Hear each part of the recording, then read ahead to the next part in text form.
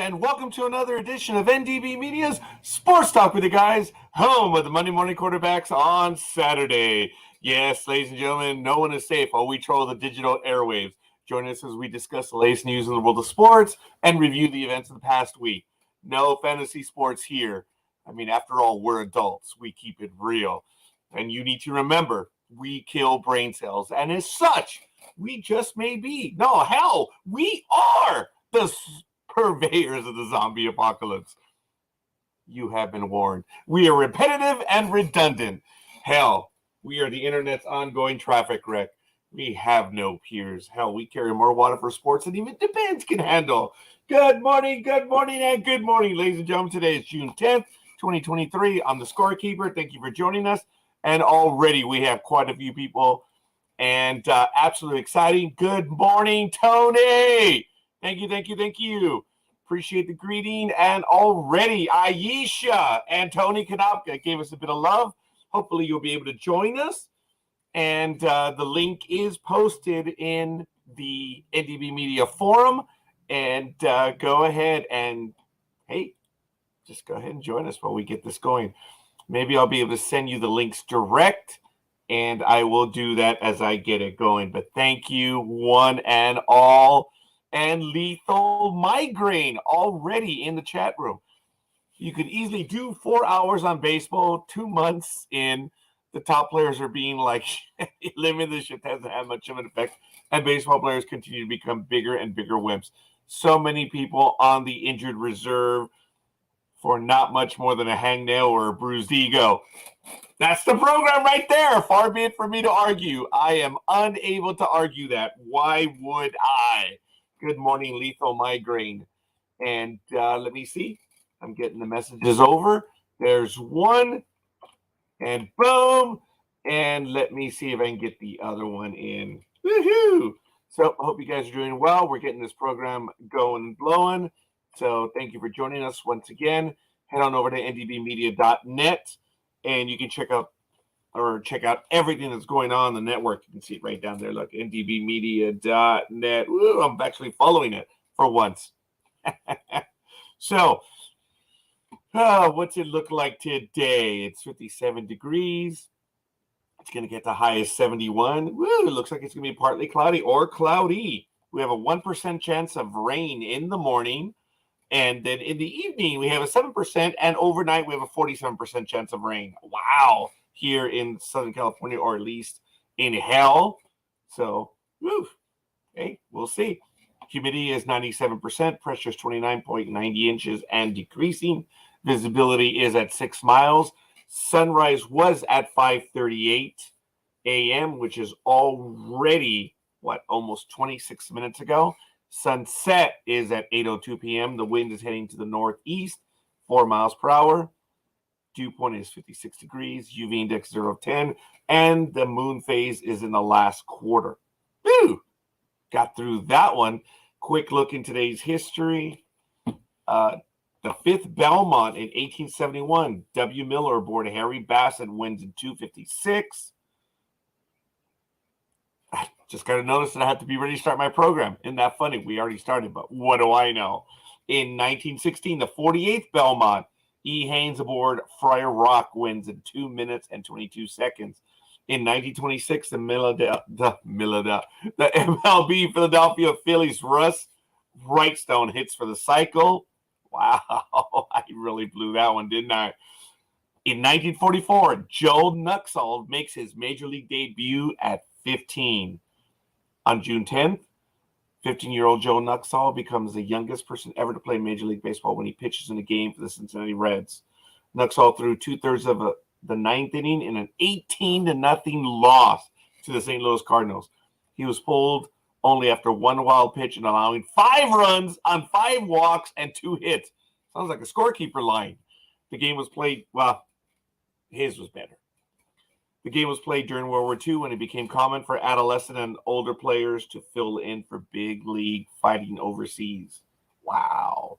In 1942, after the Japanese attack on Pearl Harbor, President Roosevelt wrote to baseball commissioner Kennesaw Mountain Landis to ask that baseball continue even though the United States was going to war. Wow. Yes, America's pastime. Quickly in our upcoming schedule, today is the 10th.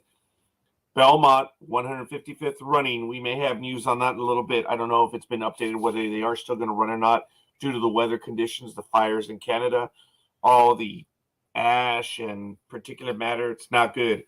NHRA Thunder National is going on today. Yesterday, as you know, it was the big dog's birthday. Congratulations to him. And glad that I believe he had a good day, and we've been yelling about it for a little while. Good morning, Aisha. Sounds good. Lethal Migraine says, hell would be Arizona or Vegas. 100 plus every day would be just dreadful. Add to that, currently in Puerto Rico, they're having days where it feels like 125 degrees. Not exactly a location that can handle that heat. That is hot, dude. And it's... got to put in my super secret password. It's not giving me the weather. I just gave the weather right here. What is it? 50-some degrees? I don't know. I said it earlier, but was I paying attention? Hell no. What's going on? Oh, it's 55 degrees. Oh, is that not what they said? Yeah, you're right, Lethal. It is cold. It is hot. The NASCAR Toyota Save Mart 350 tomorrow. I'm looking forward to that one, folks. If you want to check out a NASCAR race, that's the race to check out, even when it's Formula One as well, or even IndyCar. I'm not sure if IndyCar does that race, but there aren't too many left turns in this one. There are a lot of right turns, but it is what is referred to as a road course. But that one is exciting to watch. I recommend you check it out. NASCAR Toyota Save Mart 350. That's a good race. So, taking a look later on in the week, IndyCar would be doing Road America on the 18th. Also, Formula One Canada on the 22nd, NHRA Summit Racing, 22nd to the 25th. On the 24th, Major League Baseball, Cardinals versus the Cubs on the 24th and 25th in London this year. And on the 25th, we have the NASCAR Ally 400. So, that's a quick look at what is upcoming. Rugby League Down Under. Telstra Premiership, round 15. On the 8th, the Titans 28 over the West Tigers 12. On the 9th, the Raiders lost to the Warriors 36-14. Sea Eagles walloped the Dolphins 58-18. Wow. The Dragons edged the Rabbitohs 36-30. Earlier today, the Broncos, by an even smaller edge, 24-20 over the Knights. And the Panthers really put it up by 5. Panthers 30, Roosters 6. Later on today at 11:05 p.m. Pacific time, Storm visit the Sharks. And tomorrow at 11 p.m., the Bulldogs visit the Eagles. So quick look down under. AVP, you can check them out, avp.com, their schedule. The Huntington Beach Open already passed. Sorry. The Virginia Beach Open on the AVP Tour Series is this weekend. It is June 9th through the 11th. Continuing the Tour Series in the Denver Open, June 30th through July 2nd. The AVP Pro Series, Hermosa Beach Open, July 7th to the 19th. Also AVP Tour Series at the Wapaka Open, July 7th to the 19th. Atlanta is August 4th through the 6th. That's the gold.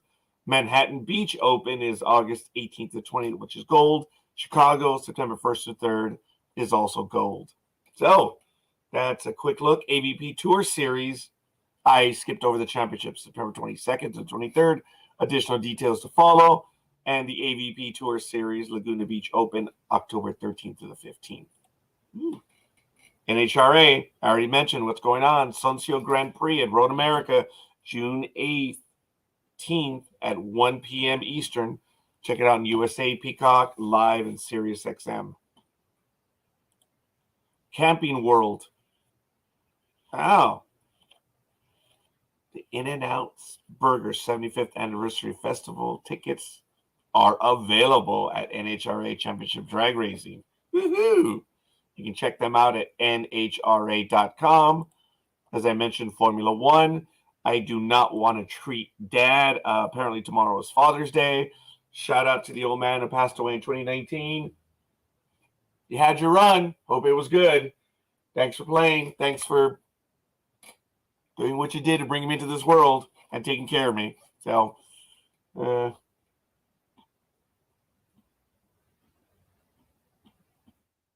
my run is as good as yours, I suppose. What else is there to say? I'm so sorry. And NASCAR, as I mentioned, Save Mart 350 is tomorrow. And, Lexus Motorsports. What are they doing? I had that link, and apparently it's the wrong one, so I don't know. I'm going to see about that one. But let me see. Leaves on my grade. It's nothing, but after 2 months of no shift, lefties are only hitting 0.012 better.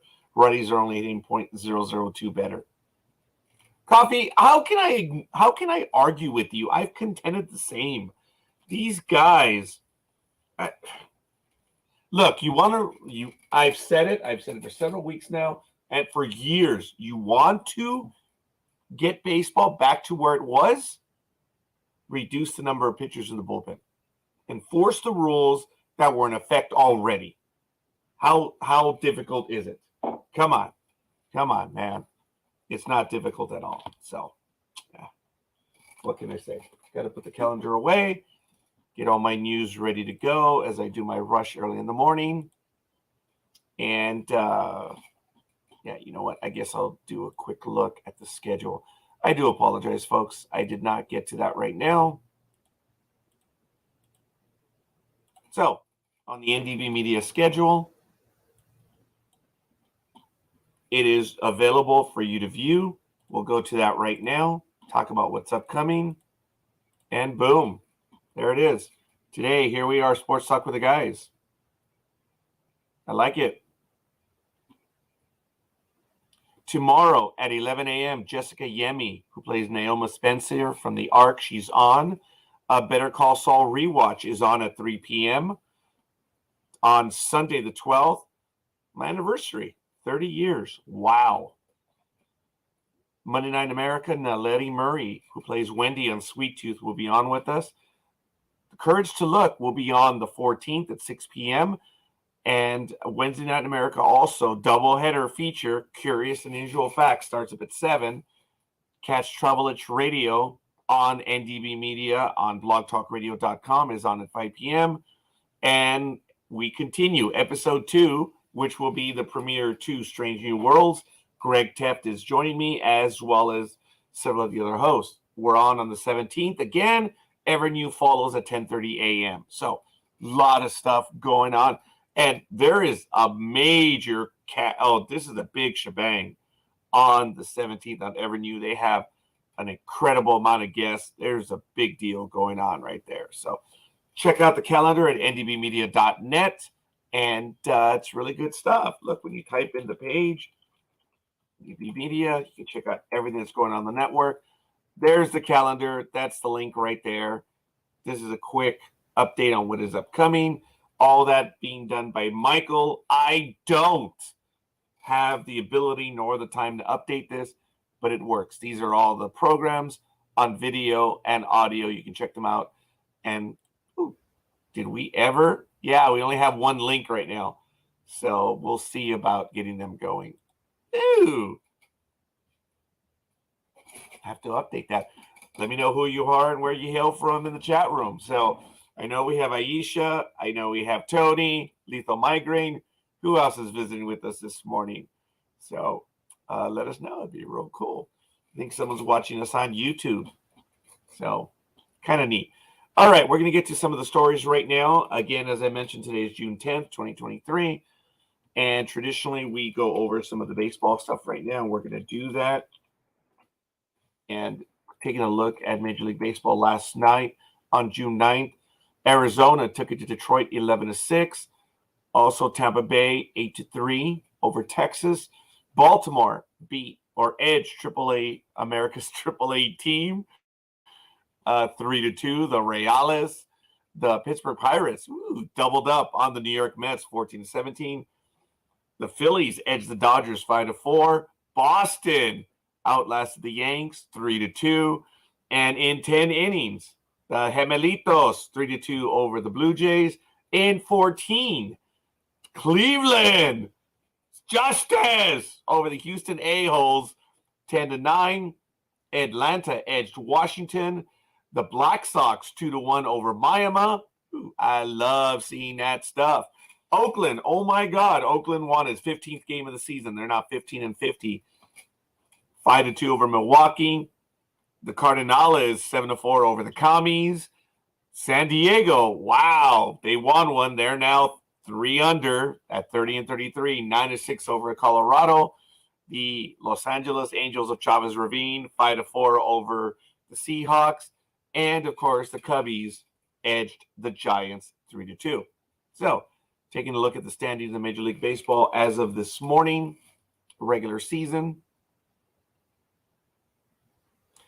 Tampa Bay, 47-19 in first place, followed by Baltimore 6.5, the Yankees 9.5, Toronto 10.5, and Boston 14 back. In the American League Central, the Gemelitos are 32-32. Wow. At 500. Cleveland is 1.5. The Black Sox 3.5. The Tigres 4.5. And America's AAA team is 13.5 back. In the American League West, Texas is 40-22 at 645 winning percentage. The A-Holes are 5 back. The Angels are 6.5. The Mariners are 10. Oakland 26.5. They're about to be eliminated from postseason play. In the National League East, Atlanta's 39-24, 619 winning percentage. Miami's 4.5. Philadelphia 8. The Mets 9.5, and the Senators 13.5. In the National League Central, Pittsburgh 33-29. Statistically, at 532, they're tied with Milwaukee at 34-30. The Commies are 5 back, the Cubbies 6.5, and the Cardinals are 7 back. In the National League West, Arizona is 38-25 and 603 winning percentage. Wow. Arizona? Oh my word, Arizona? 38-25, 603 winning percentage. Los Dodgers are 2.5 back. The hated ones 6 back. Padres are 8 and Colorado 13. So that's a look at the standings in Major League Baseball. Taking a look at a little bit of news that we have. Let me see. Tony says, good morning, Aisha. Hope everything's going well. Of course, yeah, everything's fine with me. Hope you're doing okay and the family is good. Lethal, thank you for continuing the conversation. I agree with that. Sonny Gray was rolling along last night, was pulled after 76 pitches. What the hell is that? What the hell is that? I don't know. It is terribly annoying and just absolutely frustrating. You're treating them. It's just unbelievable. Just unbelievable. I just don't get it. It's horrible. What are you going to do? And Coffee says, the Mets. What did I say before the season? The Mets have okay pitching and no offense. They will make the playoffs. Looks like there's a good chance I'm correct. As of right now, yes. I'm sure the great one, Tanya, if she's able to join us, will be able to have some comments on that. And, well, we shall see. What? Where's all my news? Oh, man, I used the cut key as opposed to the copy key. Oh, how embarrassing that is. Sorry, folks. Let me head over to the NDB Media Forum where I copied all of my news. I thought I copied it. Apparently, I cut it. Thank goodness I posted it, though, and I left it there. Oh, my goodness. I'm embarrassed. Wow. All my news for the day. Hopefully it will come over. That's embarrassing. And I believe I have it. There it is. Misaligned, but whatever. In Major League Baseball news, this was on MSN. John Smoltz, and this is from the New York Post. John Smoltz and other analysts are making Major League Baseball broadcasts intolerable. I do agree with that. Folks, the job in Major League Baseball is you have your play-by-play, and then you have the color commentator, not color designer, not color architect. A commentator does not have to speak on every pitch, but the article does read, and I will put it up in the chat room right now. Forgive me. Ooh, I did cut again. Okay, I don't know what's going on. I am sorry. Something is up. Now, it's a very long link, so you may not be able to get it all. NDB Media, it's 2 on sports. Yeah, there's several. That's the entire link if you need it. New York Post. Not too long ago, it was simple. Steady social pleasure. You turned on a ball game, sat back, and enjoyed. Now, between what baseball has become and how it's televised, it's too often a case of alienation of affection. You need to shut up. You need to shut up. Oh, and by the way, you need to shut up. It is ridiculous having to talk about the spin rate on every freaking pitch.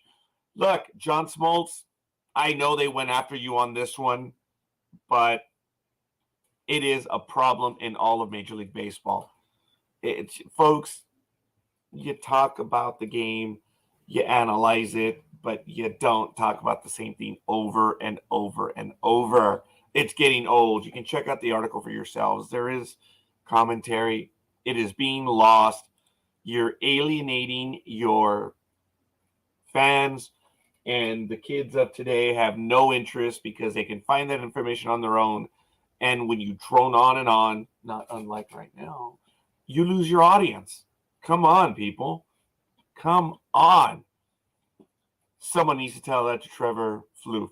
For some unknown reason, he is a part of the Twins broadcast this year. The guy doesn't shut up, just rambles through the whole game.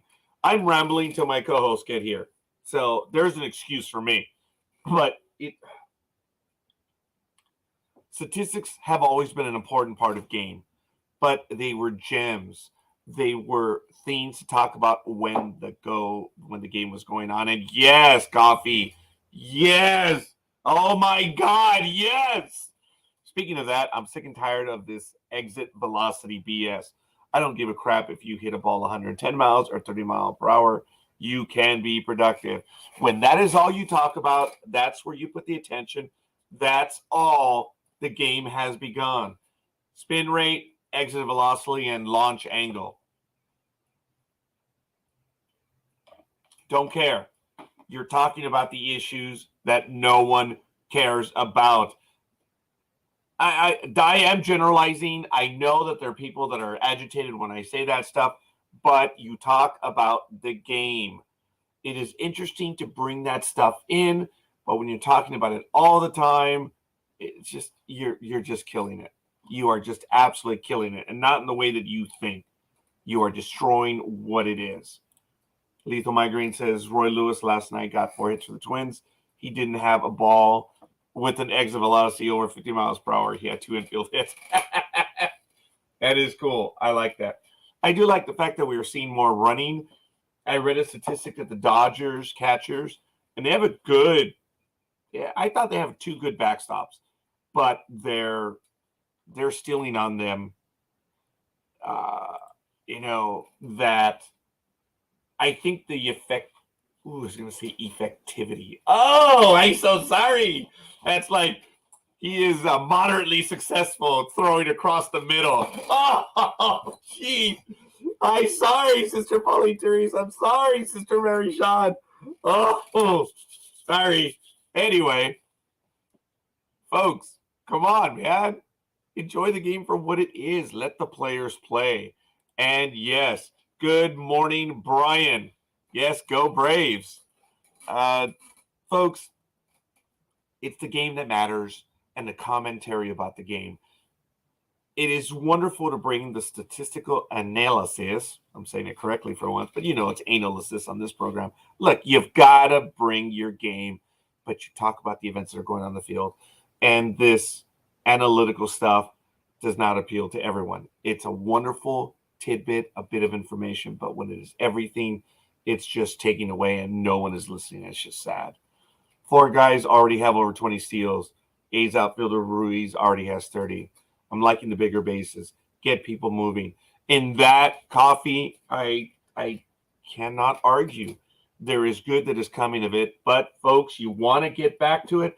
I have an article that I'm going to get to in a moment that Major League Baseball apparently flipped out because a college kid threw, I believe I do have that article. Oh, my goodness. He threw 123 pitches, and they're having an attack, an absolute attack over that. And it's, oh, yeah, a college ace threw 124 pitches. I'll have that article up in the chat room. Give me a moment. It is from the Washington Post. I'll put the link up right now. There it is. Again, on YouTube, it doesn't, the link is pretty big, but on Twitch, you're able to get the entire thing. So if you want to see it, you can do it right there. Maybe I'll go to Facebook on Sports Talk with the Guys, and I will go ahead and put that link in there. I'm stupid. So let me get that right now. Woohoo! Where is the Sports Talk with the Guys page? I have so many damn pages. I'm losing track of everything. And there it is. And I believe Brian Tarvin is the one who did coin the phrase, and we have stolen it from him. We didn't even ask for permission. But whenever you hear us say the pussification of America, or baseball in this case, yeah. So, wow. My son threw 200 pitches yesterday, and he's 6. Yeah, that's crazy. And congratulations, Brian. I've seen from time to time.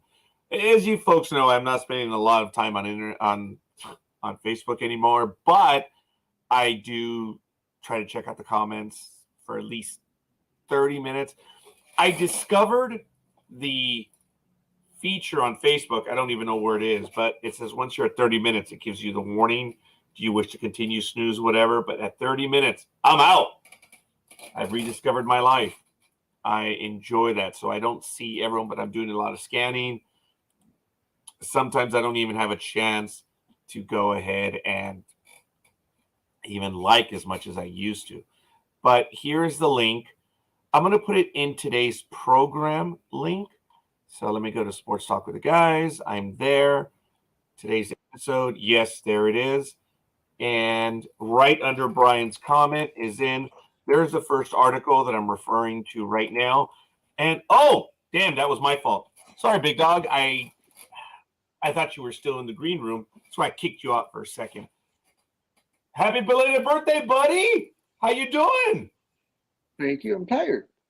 I've been good, though. Out your birthday all week, buddy. Sorry, I've been yelling it out, screaming it out from the top of my lungs. Isn't it sad when you get a guy that screams out your name as often as I do? At least someone's screaming my name, right? Well, once again, I apologize, Big Dog. I know you're What's up, Brian? Oh, he asked. Too much tequila? No. Is it too much tequila? I forget who told me that one. That one's been a while now. That was probably me. Oh, fair enough. So we have the pussification of America there, and now tequila. I like drinking tequila. I'm sorry, what was that? I said I like drinking tequila, and I don't drink it with salt or lime or any of that other crap. Just straight. Wow. Okay, I like that, man. What's up, Tony? What was I going to tell you? So is that your drink? I mean, not talking about beer, because I know that you actually do like different types of beer. But what is your drink? Is it tequila? I like it if I go out socializing or whatever. Actually, I like Long Island iced teas. Yeah, you do. You do. When we've gone out, and I know we weren't able to make it Thursday night, but I don't know, Big Dog, maybe even tonight or tomorrow we'll catch them. Or hell, maybe we can watch the NASCAR race, buddy. Ooh. that might not be a bad idea. You know, it's the Toyota Save Mart event this weekend. Oh, of course I know. Yes, you do, Big Dog. It's the only race that I've been complaining about, right? Sure. Where is it at? Is it here in Kentucky? Sonoma. There's nothing going on in Kentucky. That's right. It's Sonoma, folks. Eovaldi had 2 games where he threw 113 pitches this year. Surprised the Rangers manager hasn't been fired over it. Yes, I put the link in the chat room, folks. You guys saw it. And the article is disgustingly simple. And I thought I'd put it up. I guess I did not. A college ace threw 124 pitches, and Major League Baseball teams grimaced. If you root for the Washington Nationals, you should root against the LSU Tigers. The connection is this. The Nationals own the 2nd pick in next month's Major League Baseball draft. The consensus across the sport is that LSU outfielder Dylan Cruz, who is hitting an ungodly 432 and an OPS of 1.310, college. I'm sorry? Exactly. It's college. Yeah, exactly what I said. It's college. But impressive nevertheless. There's no to hit those numbers. It's still damn good, but take 100, take a third off of that for everything. That's probably what they'll do in Major League Baseball. But anyway, that's generalizing. We'll go first to the Pittsburgh Pirates. The consensus follows that the Nationals, with the general manager who believes in building around good starting pitching, will take Cruz LSU teammate Paul Skeens with the next pick. Skeens has a massive 100-mile-per-hour fastball and a minuscule 1.90 ERA. In any league, in any time, folks, your ERA is under 2. Don't matter, right, Big Dog? You're doing what you need to do. 2.0 and below, yeah. College, doesn't matter. If they're doing that well now, wow, that's cool. That pitcher, Skeens, is 6'6", 247-pound frame, and an otherworldly 179-17 strikeout to walk ratio across 99 1/3 innings. Yep, everyone says he's a stud. I don't, but whatever. So now the Nats and general manager Mike Rizzo won't make this pick based on the consensus, and even a bunch of people contacted this week who are following the process closely aren't 100% certain that Skeens will be available at number 2, or the Nats will take him if he is. So we're dealing with probabilities here, strong probabilities, but probabilities nonetheless. And this guy may be right there.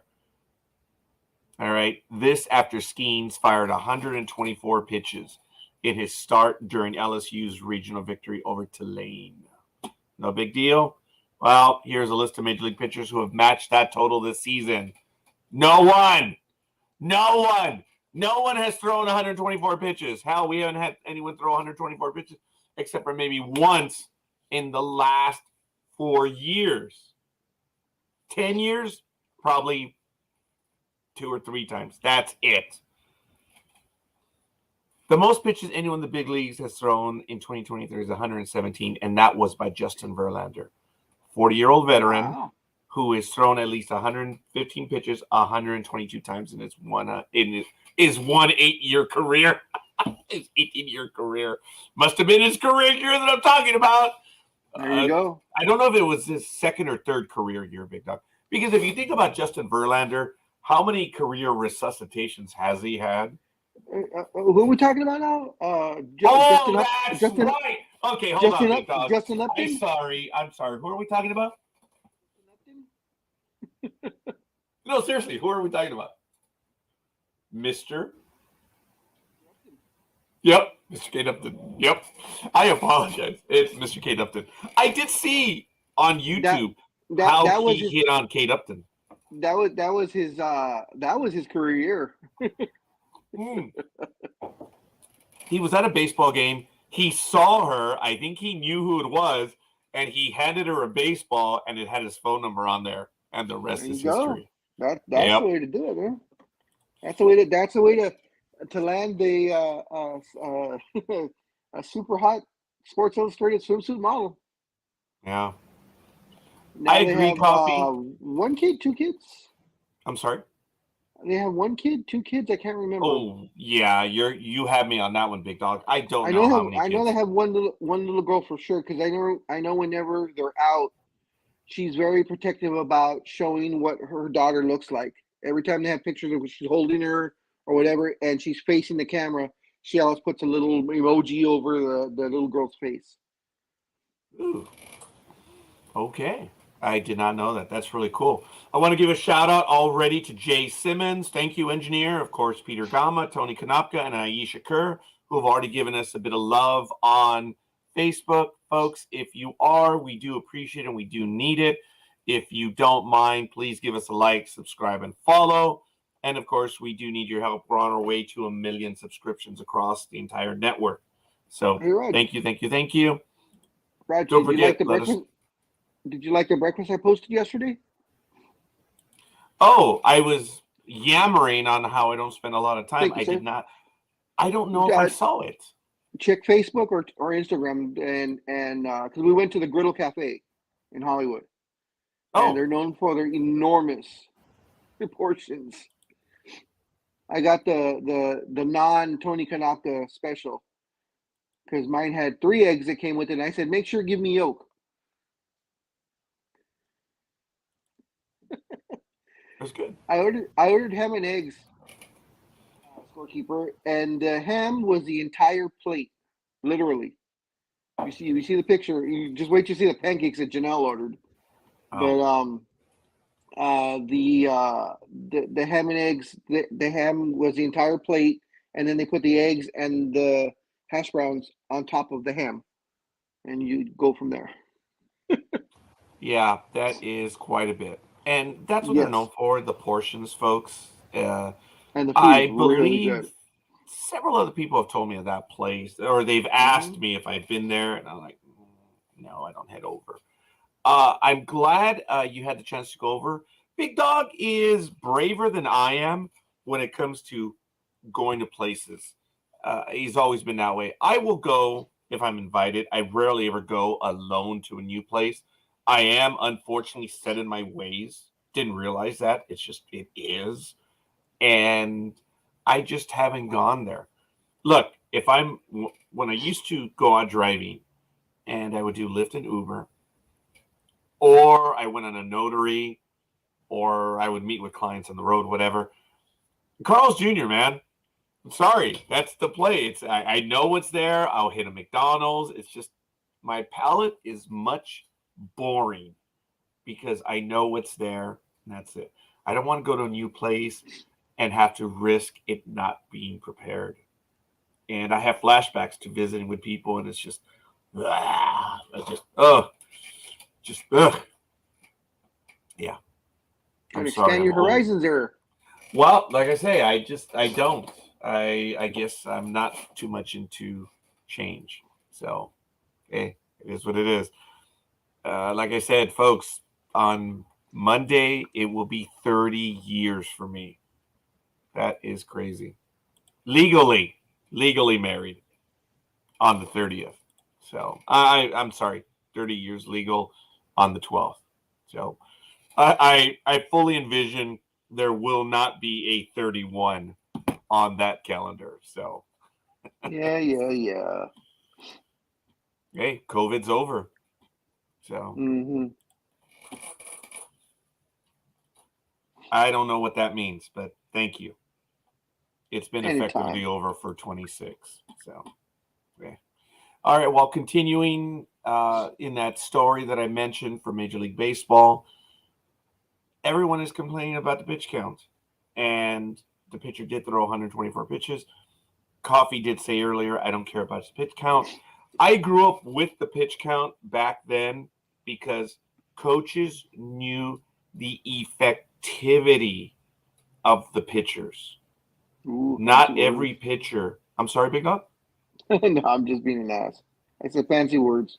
Oh, sorry. Yeah, my English teachers are rolling in their graves right now. That's why I did apologize earlier. I'm apologizing again. Uh, you just not every pitcher will go 50 pitches. Not every pitcher will go 90. Not every will go 150. But there are pitchers that can, will, and do. And you know it. The pitch count. You're observing what the pitcher is doing, and you start to see them tire. What's their pitch count at? again, it's not that they cannot go over 110 pitches. That's stupid. It's just, the effectivity. Sorry, I apologize. So I do believe it's a waste that they're numbered, and it's like a cue. You just can't go beyond that. And that's another problem in Major League Baseball. The Man, all these agents people. complain. I agree with Brian. The pussification of America. Go back 100 years and look at those pitchers. Those guys pitched 5 straight days in a row, each time threw 100 pitches every single day. So we went from that to what we are now, where if they pitch 50 pitches, you got to pull them because they might hurt themselves. Folks, They might strain a fingernail. when I was in high school, I used to throw a lot, both in game and practice.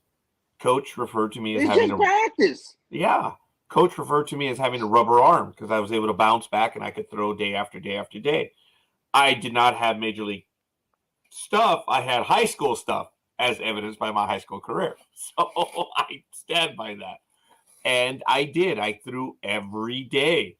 Now, if I did have a start, I did take a day off after, obviously.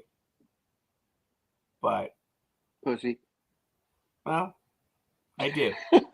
I took a day off. So you paused just at the right time, so I had to work. It worked. That was good.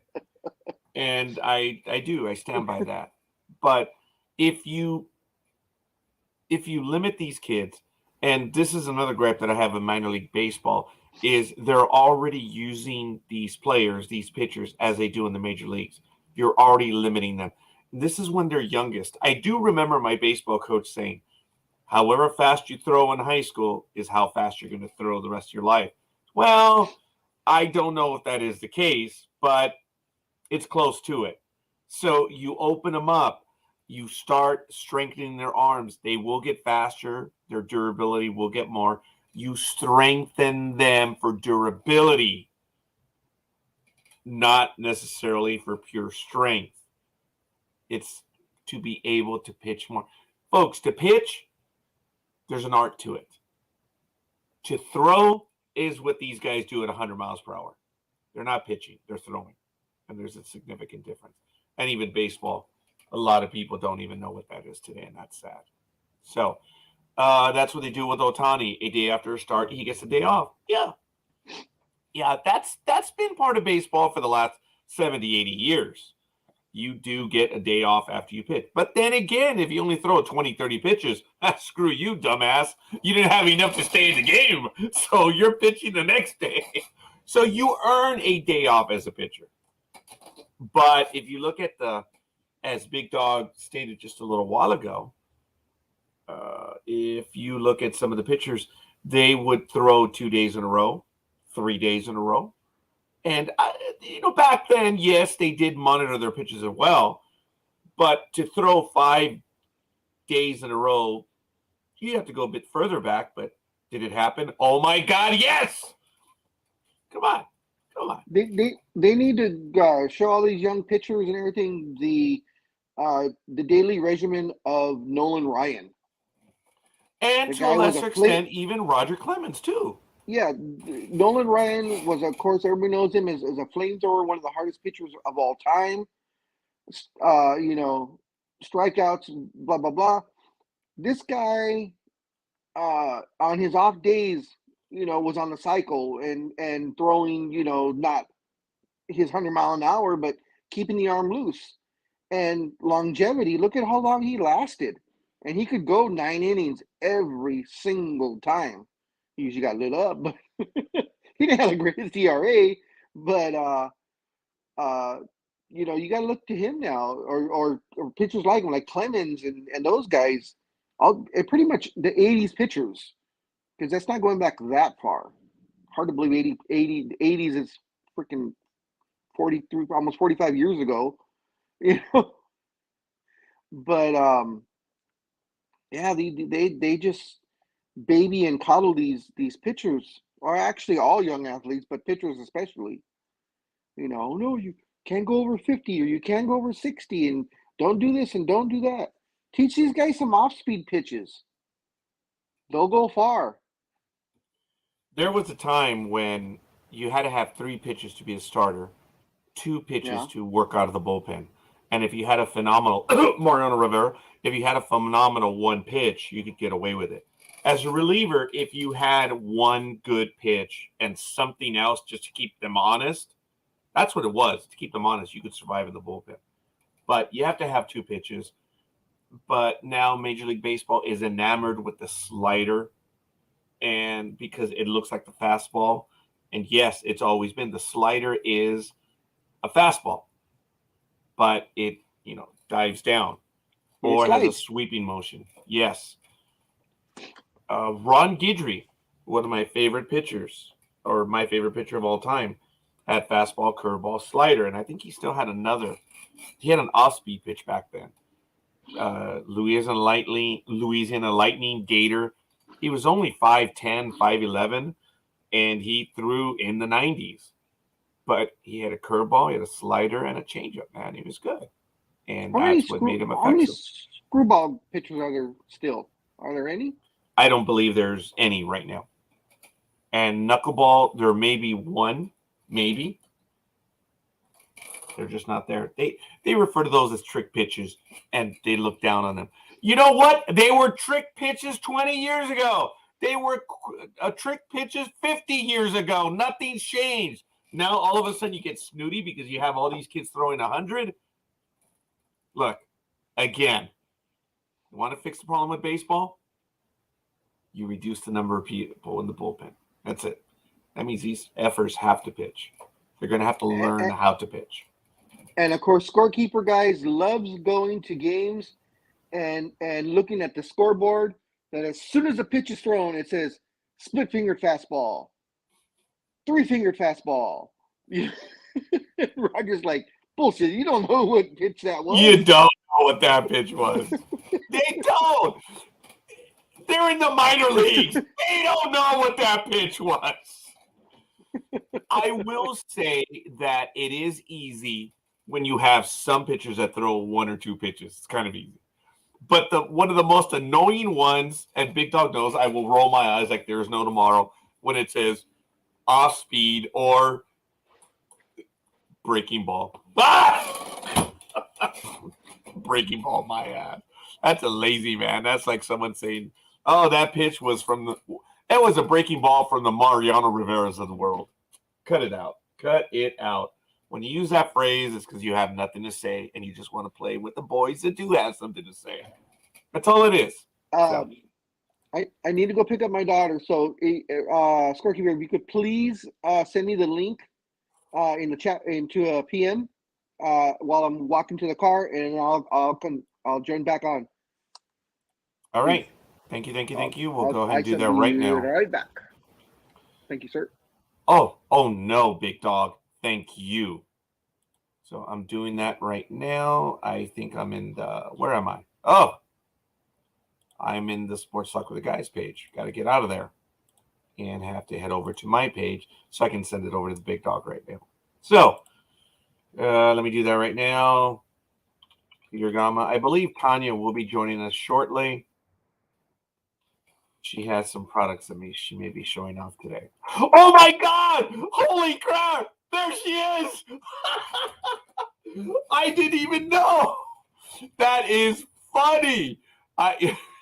Oh boy, that is hilarious. Yeah, I'm just waking up. Sorry, Tanya. Wow, that is funny. I'm over here saying, hey, maybe she'll be joining us shortly, and then I see a comment there in the chat room. That's funny. All right, so we'll continue. The pitch counts, folks, it's just overly done. Look, the pitch count has merit, but you have to use it properly, and they're not using it today properly. And that's the sad thing. So I just wish they would. In additional news, apparently there was a dust-up with the Dodgers that Clayton Kershaw criticized Cincinnati manager David Bell after Austin Barnes' injury.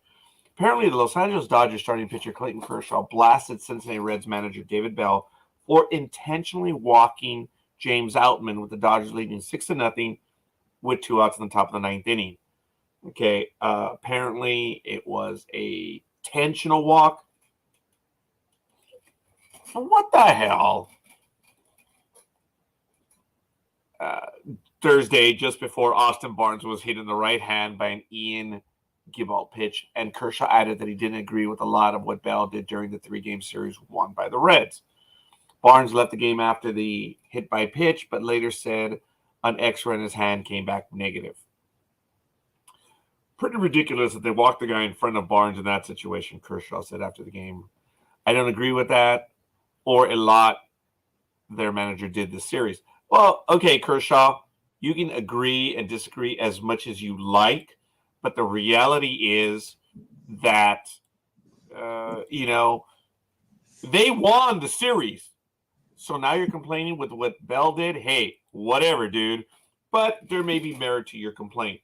And good morning to everyone. Hi, Speedy. Good morning to you. We missed you last week. How are you? Good morning. How are you? I'm doing good. I'm doing well, young man. Quite a few people asked about you. And often. They did, buddy. And they hopefully you're all right, pal. You okay, man? Oh, yeah, I'm fine. Fine. You have a life, right? That's what you're telling us. I'm like, I blew you guys out because I had something to do.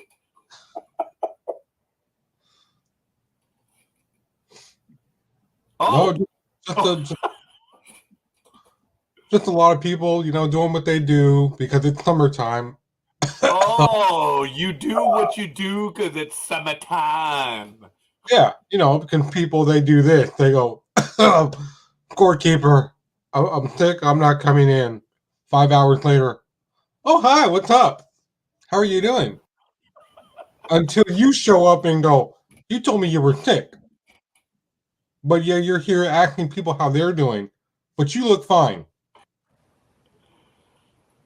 That's all busted. That is funny. Good morning, Speedy. Shaved and clean. I don't know what that means, but I'm gonna go with it. Summertime. Oh no, summertime. Yes, I don't know why I did that, but yes. The power of thought. Jay says, "Congrats to Darvish, second Japanese pitcher to get to 100 Major League Baseball wins." Woo. Good stuff. So, what happened? Oh, well, yesterday Anthony's mom's funeral happened, so everyone got dressed up for that, and that's the reason for this. So you were looking professional, young man. I'm sorry. Well, yeah. I hear you. I'm sorry to Anthony and the passing of his mother, and I figured you went to spend time with them. So sorry about that, pal. I'm not making fun of you. Just want to know why. What they want to know the chat room. I didn't ask. Oh my God, Tony is screaming your name, buddy. The mouse is in the house. Actually, I'm the one screaming for him, but Tony and I. What can I say? There's Big Dog. He's back. He's in his super Big Dog mobile. Hey, Big Dog, does your car have fur on the outside with the tongue hanging out up front? No, that's me. There's someone that doesn't take themselves seriously. Uh-oh. You know why Matt is really here? His A's have won 3 in a row. He's excited again. Damn. Oh. Dude, Speedy, from all the years I've known you and all the years I've known Coffee, he has been consistent, dude. You're the president of the Ace fan club. I mean, from day one, dude. He's had you pegged. Oh, my God. Are you ready to come out of the closet and admit that you're an Ace fan? No, that will never happen. Oh, you're not prepared. Okay, I'm sorry. Exactly. I was about to say, you can't answer that question. Yeah. I'm sorry, Speedy. I was being a dick. Oh, hey, hi, welcome. So by saying no, he's going to stay in the closet, a closet A's fan. Coffee, you are dumb, man. The A's, they won 3 in a row. That is funny. But, folks, I don't know if you heard the news, but they did. We had the professionals on Wednesday, and the legislature in Nevada, they did take a recess, and after our program ended, they went back in session. Did they come back? Yeah, they worked were wrong. through till midnight, and then they said sorry. But based on all the questioning, based on everything, the votes are not there. They're not. Folks, it's coming down to Vegas is being screwed on this deal. They may have got Roz! Says good morning and happy birthday, Big Dog. Thank you. Of course, Roz did not scream your name, but I'm the one that did. Again. Sorry, Big Dog. You're just on a screaming roll this morning, aren't you? Yeah, well, I've been doing a lot of screaming and tearing all week, so hey, it is what it is. So well, don't scream too much, otherwise you'll be like, I gotta leave. You guys take over. I lost my voice. And then that happens normally. Good morning, Roz, and thank you for the like already. Roz, thank you. We're up to 5 likes this morning, so gloriously appreciate that one. Yeah, I'm still mourning the passing of Orion. I'm not going to make a joke of it. I was very attached to that little cat, and I'm still bummed. So every morning I've been up at 2-3 in the morning. I have my bat, my aluminum Easton, and I told you that right now my daughter's babysitting her friend's German Shepherd. So whenever I hear that German Shepherd bark, I look out and I can hear the dogs in the neighborhood, so I know when the coyotes are coming close. I'm not into harming animals, but I swear to God, if I see one of those coyotes in my front yard neighborhood, I'm going to be flailing like a jackass trying to ambush that motherfucker. I'm sorry. Sorry for the language. But I figure it's the same dumb bastard. And if I'll clean up the mess on that one. I don't care. But yeah, we lost him, and I'm still far from over it. So sorry about that, folks. Some people are going to say it's just an animal. Well, F you. It's not just an animal.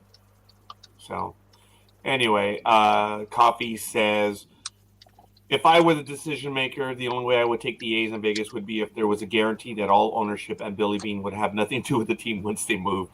Yeah, exactly. That's funny. That is funny. Folks, the thing that has been left out in the series that as I've been talking about is the question is, why is Las Vegas on the hook for $350 million? It should be the commitment of the team saying, okay, if this doesn't work, we're on the hook for the rest of that money too. But they're not. That's the thing. The city is on the hook for that. And it's like, it's one thing to help them get started, but if everything fails, the city has to pay for it. No bull, BS. And I apologize, Anime Girl. I was about to go to you right now. But good morning, Anime Girl. How are you? Good morning. How are you? Good morning. We're moving Good morning, forward. Speedy. Morning, Big Dog. Oh, Good morning. good morning. Belated happy birthday. Right, before I go any Thank you. further, I've got two. You're welcome. I've got two British stories. One is West Ham, who kicked Florentina's butt 2-1 to win their first cup in something like 40 years. And the rest of the news is we are all sitting waiting to see if Manchester City can take out Inter Milan in the Champions League. So that's your news from Britain. Please continue. I thank you for that one. I like it. Yep. So it's going to stay there. Yeah, it's true. Did It we is true. The world is a donut. Just saying is all. Yep. Aisha, I should Did have we put the get a date new on that background? one. Sorry, Speedy. I said, did we get a new background? It looked great. Oh, that was done by Almighty. Yes.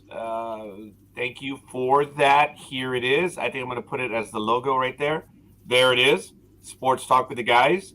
I have been using that one right now. He created it for us. It is really cool. Actually, there have been quite a few people that have been contributing and providing us some logos because they know that my skill at painting stuff is limited to painting on paper. That's it. About the same as me then. And I see what we have in common. It works. Mm-hmm. So I can go to this logo right there. There you go, Speedy. Don't hit your head on the logo right there. It's to your left, Speedy, up on screen. See it? Right there. No, he's Yeah, there it is. Okay. It's that Titanic chair again. It's sinking. No. Hey, you are bringing your head up, so that's cool. Yes. Yeah. Thank you, Roz. We've actually had it for several months now. Roz. Almighty has created some of them for us. Of course, as you know, Jag has created our intro, which is, I really do appreciate. We have the Trekking Across the Universe, Sports Talk with the Guys intro, and we've been very fortunate, and they look real good. I tell you, I am in the... Folks, since you're all here, and quite a few people are listening, there's a subtle difference in the two intros. I want to know what you think of them. So here's the first one. This is the Gothic style, and then we have the one that I use. I use the Gothic one for the professionals. So this is why Speedy's never heard this one. So here's the Gothic style.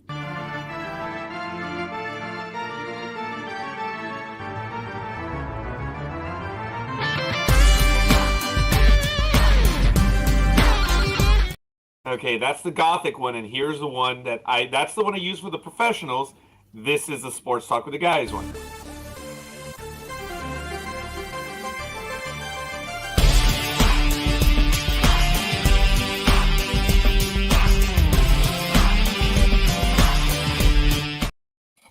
Kind of cool, huh? Subtle, but I like them both. And like I said, the Gothic one is for the professionals, which we had just this Wednesday. And tentatively, it is scheduled for July 5th, but that one may be, I don't know. I'm starting to get dates for procedures. I don't know if those will be happening. I just started Strange New Worlds, and now I'm in doubt with those. So we're going to ask you to bear with us when it comes to the schedule moving forward, and we just ask for your patience. But go ahead, Speedy. You wanted to say something on that? Yeah, I was just going to say that back to what we were talking about the whole Speedy. Kick back. Check it out. I like the first one. Second one is too close to Jim Rome, and I can't stand that guy. So, did you have comments on the music, Speedy? No, I didn't, because do you like one or the other? You didn't have the sound on. Yeah, you have to send it to me, because when you played it everything over here said Sports Talk with the Guys is muted. Yeah. So it muted everything for me, at least. Yeah, same here. There was no sound. I just saw the logo, so I thought maybe you were muting it on purpose. No, it's not supposed to do that. Yeah, both of them are muted. Okay, well, no. Okay, hold on, gentlemen. Let me say something. I don't know what that issue is, because when the music goes on, our mics are muted.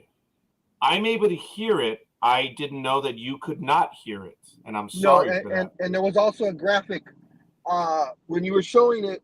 There was a little graphic at the bottom that said tap to unmute, but we can't tap anything. Yeah, I couldn't unmute anything. Okay, everyone in the chat room heard it. I heard it, but the co-host did not hear it. I heard it. Oh, you heard it? It's got to be something with your settings then, guys, because I don't know why you didn't hear it. All the other hosts and guests have heard the intro music too, so I'm sorry. Whenever you see the thing that says it's muted, it's your mic is muted only. So I don't know what the setting is on your computers. Right. I'm sorry. And I'm taking exception, Scorekeeper. How dare you say the first one is only for the professionals? Are you claiming I'm a rank amateur now? not worthy of being a professional. Oh, young lady, that's the name of the program. But very good. Okay. All right. I'm sorry.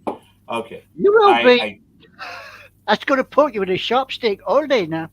'Cause I was yeah, like, I mean, even Big Dog's like, yeah, he couldn't handle that one because, he disappeared. yeah. Blacked out. Hopefully he'll be able to join us shortly. So go ahead, Speedy. I'm Your here. thoughts on the Oakland Athletics? Welcome back, Big Dog. No, but you made an interesting point earlier, and I was going to add to that by saying that would be like me going, okay, well, Scorekeeper, how about this? I'll give you half of the money to buy this new house. If you give me the other half, we come to an agreement. But then what if I don't give you the money? I'm like, I don't have the money. What do you mean? You'd be like, what do you mean you don't have the money? You told me you would have the money today, and now you don't have the money?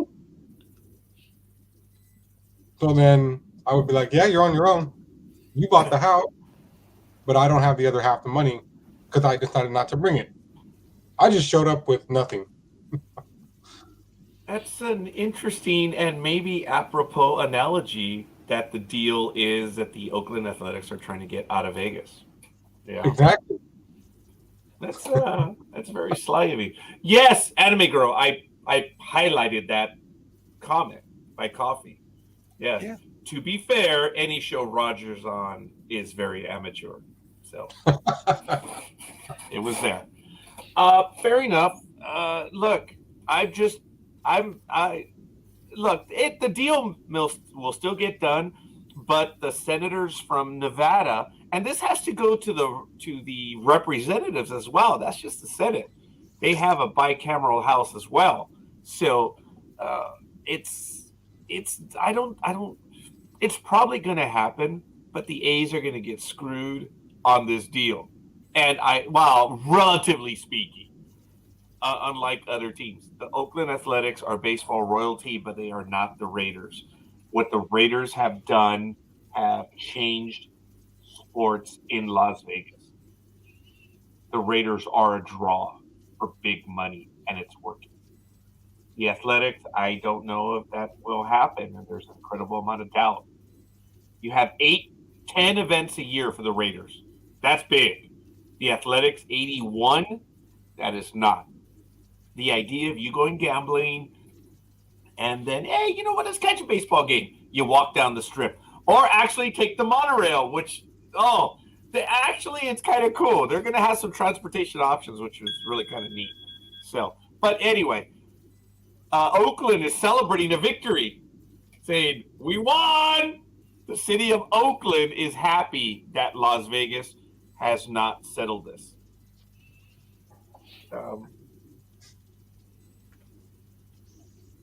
Oakland has committed to nothing on this deal. There's nothing.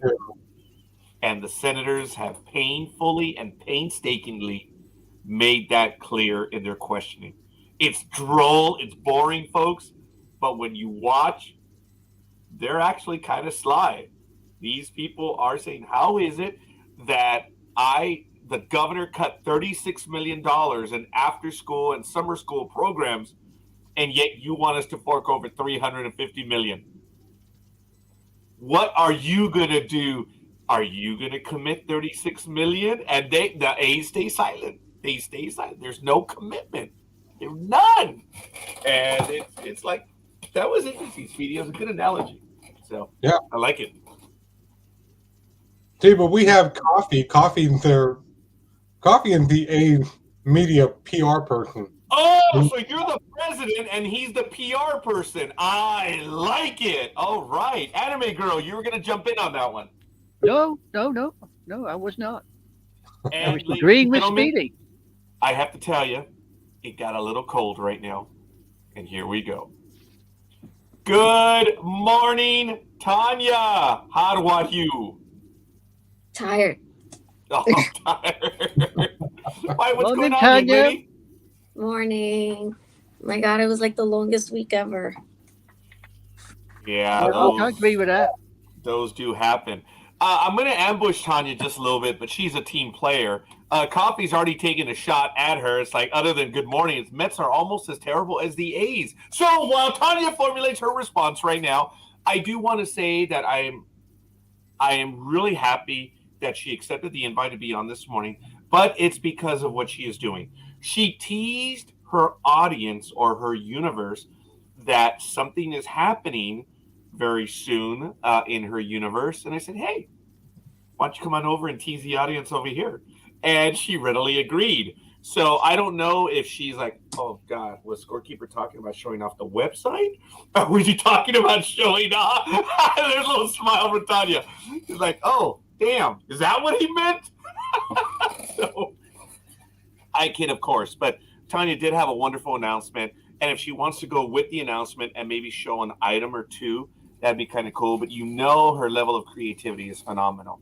And I'm glad she did accept the invite to be on with us. So while you get your stuff ready, the Mets, apparently, Lethal Migraine says, are almost as terrible as the Athletics.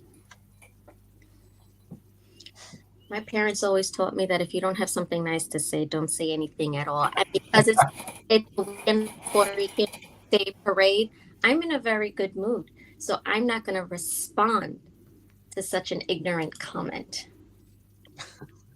I do like your aloofness there, Ice Queen. Loving it. Please continue. But also at the same time.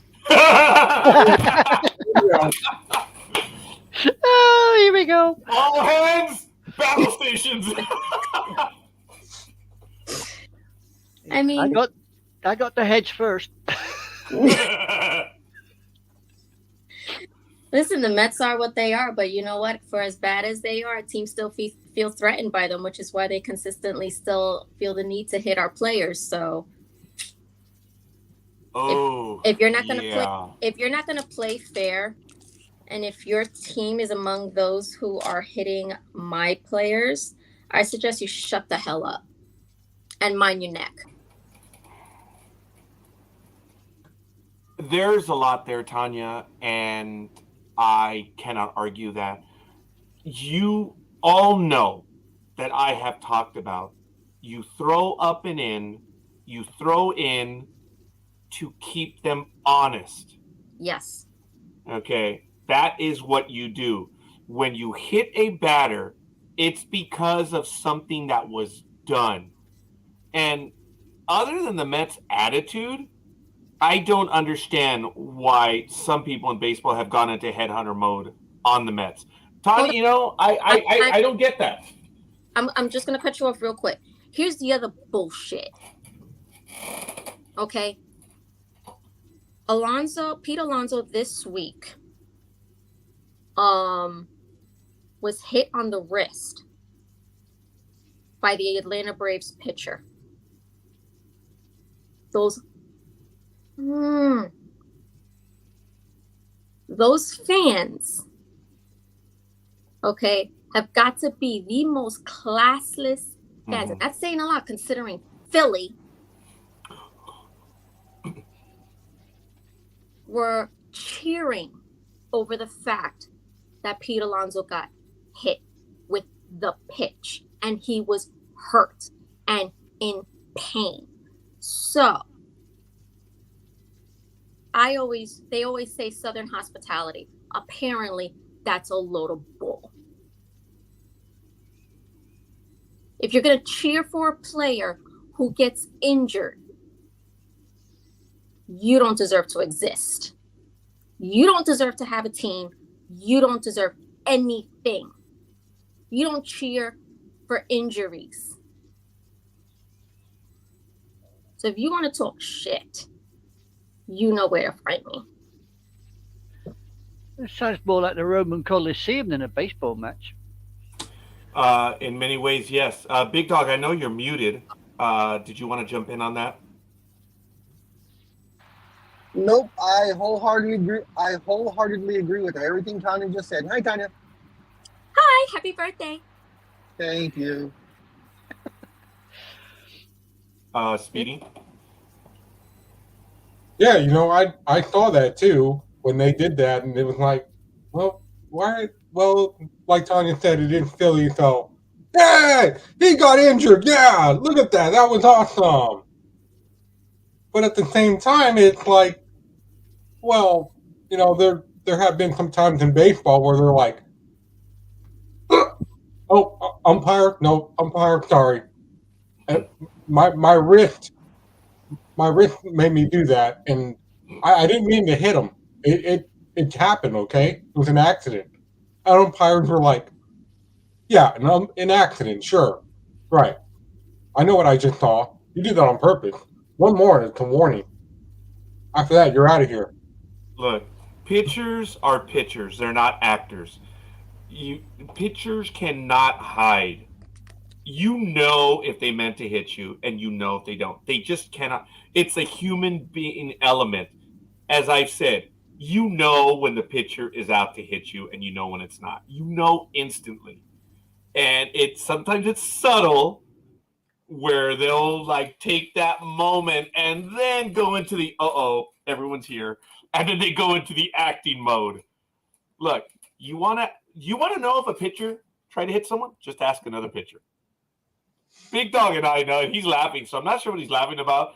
But he might be talking to someone at the moment. But it, I guess I was a headhunter in high school, so I knew. As a headhunter, I know when they're trying to hit, and they were trying to hit him. But the whole thing with the Mets is I don't understand why they're getting hit quite a bit. So I just don't get that. Why are you going to piss off a team that is down right now? Why do you give them a Ray Day trade to get back into it? Why? A pissed off team is a dangerous team. You don't do that. And also to Coffee's comment, or to whoever made the comment who wants to kick my team while they're down. 2019 Nationals were 30-35 as a they won the World Series. The 2021 Braves were 29-30 and they won the World Series. So, you know what? What's happening right now doesn't mean anything. Okay. I'm not a sprint. Okay. I do want to answer that, though. That would seem to show up my comment about the Athletics. I need to clarify. The Athletics are a few days from elimination. That's all. Yeah. That's all I want to say. Because I understand what Tanya's saying. Hey, look at their numbers. I just said the A's are 15-50. Make no joke.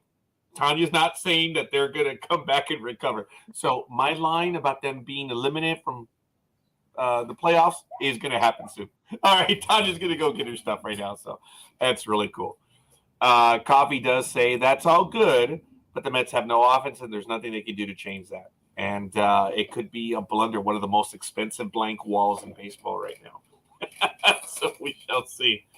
Anime Girl, do you have any updates? And please join us regularly on any updates to scores, because we are already, well into our second hour here on Sports Talk with the Guys, home of the Monday Morning Quarterbacks on Saturday. Today is June 10th, 2023. You know who I am. I'm the Scorekeeper. She's Anime Girl. That's the Big Dog. That's Ice Queen and Speedy.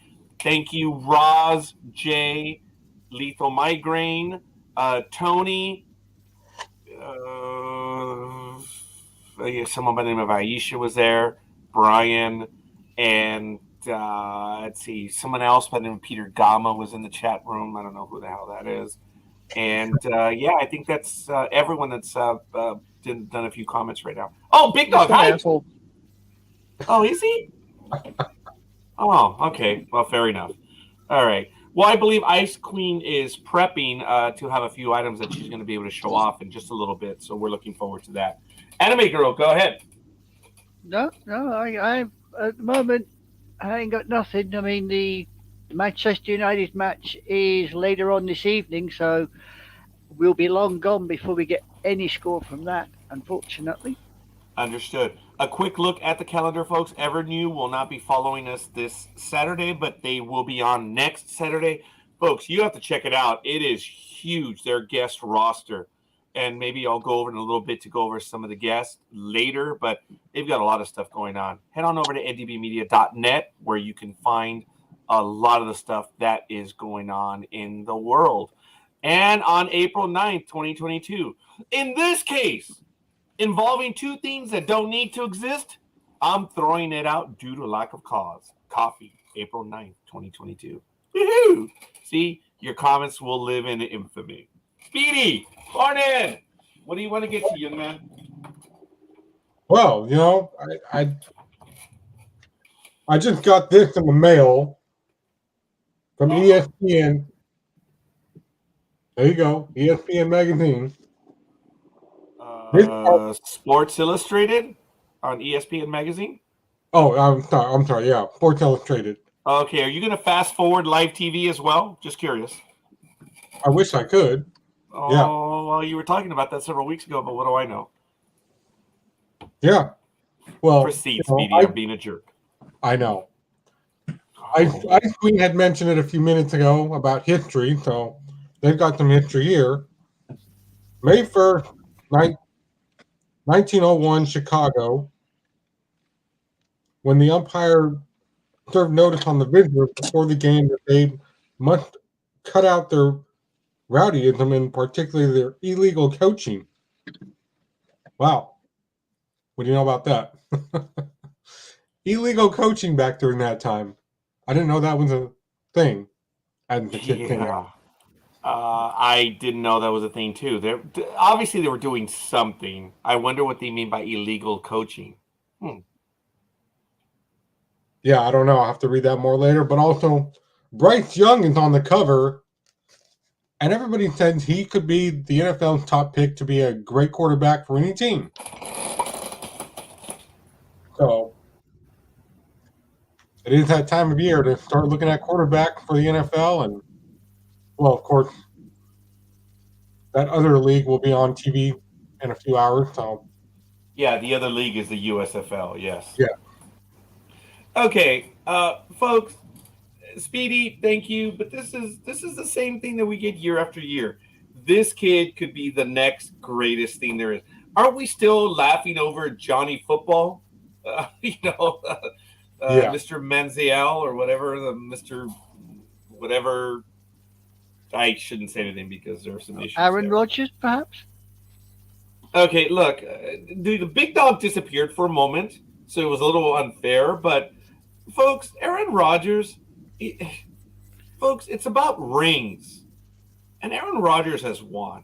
He's been MVP. He is not the greatest of all time.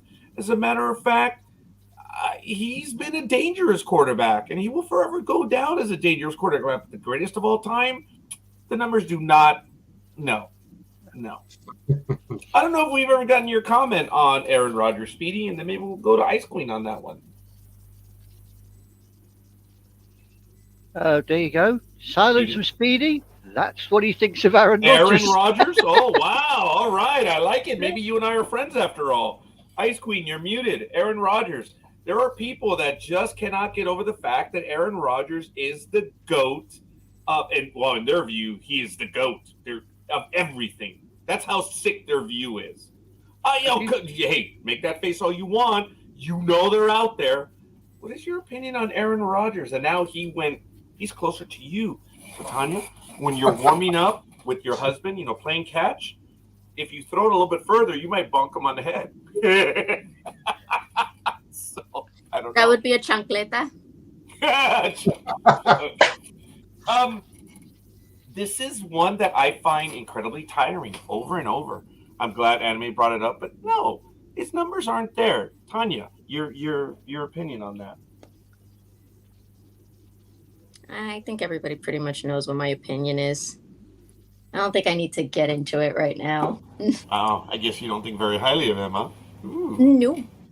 All right. Now, there is a fan who just returned, and he is a big dog, and he is, a fan of him, or maybe the people he's gone out with, Aaron Rodgers, and it's just, I don't know, big dog. Your opinion of, and it's probably a setup right now, so I'm warning you because you did step out for a few seconds. So, what are your thoughts on Aaron Rodgers? Because Speedy didn't have any. You just heard what Ice Queen said.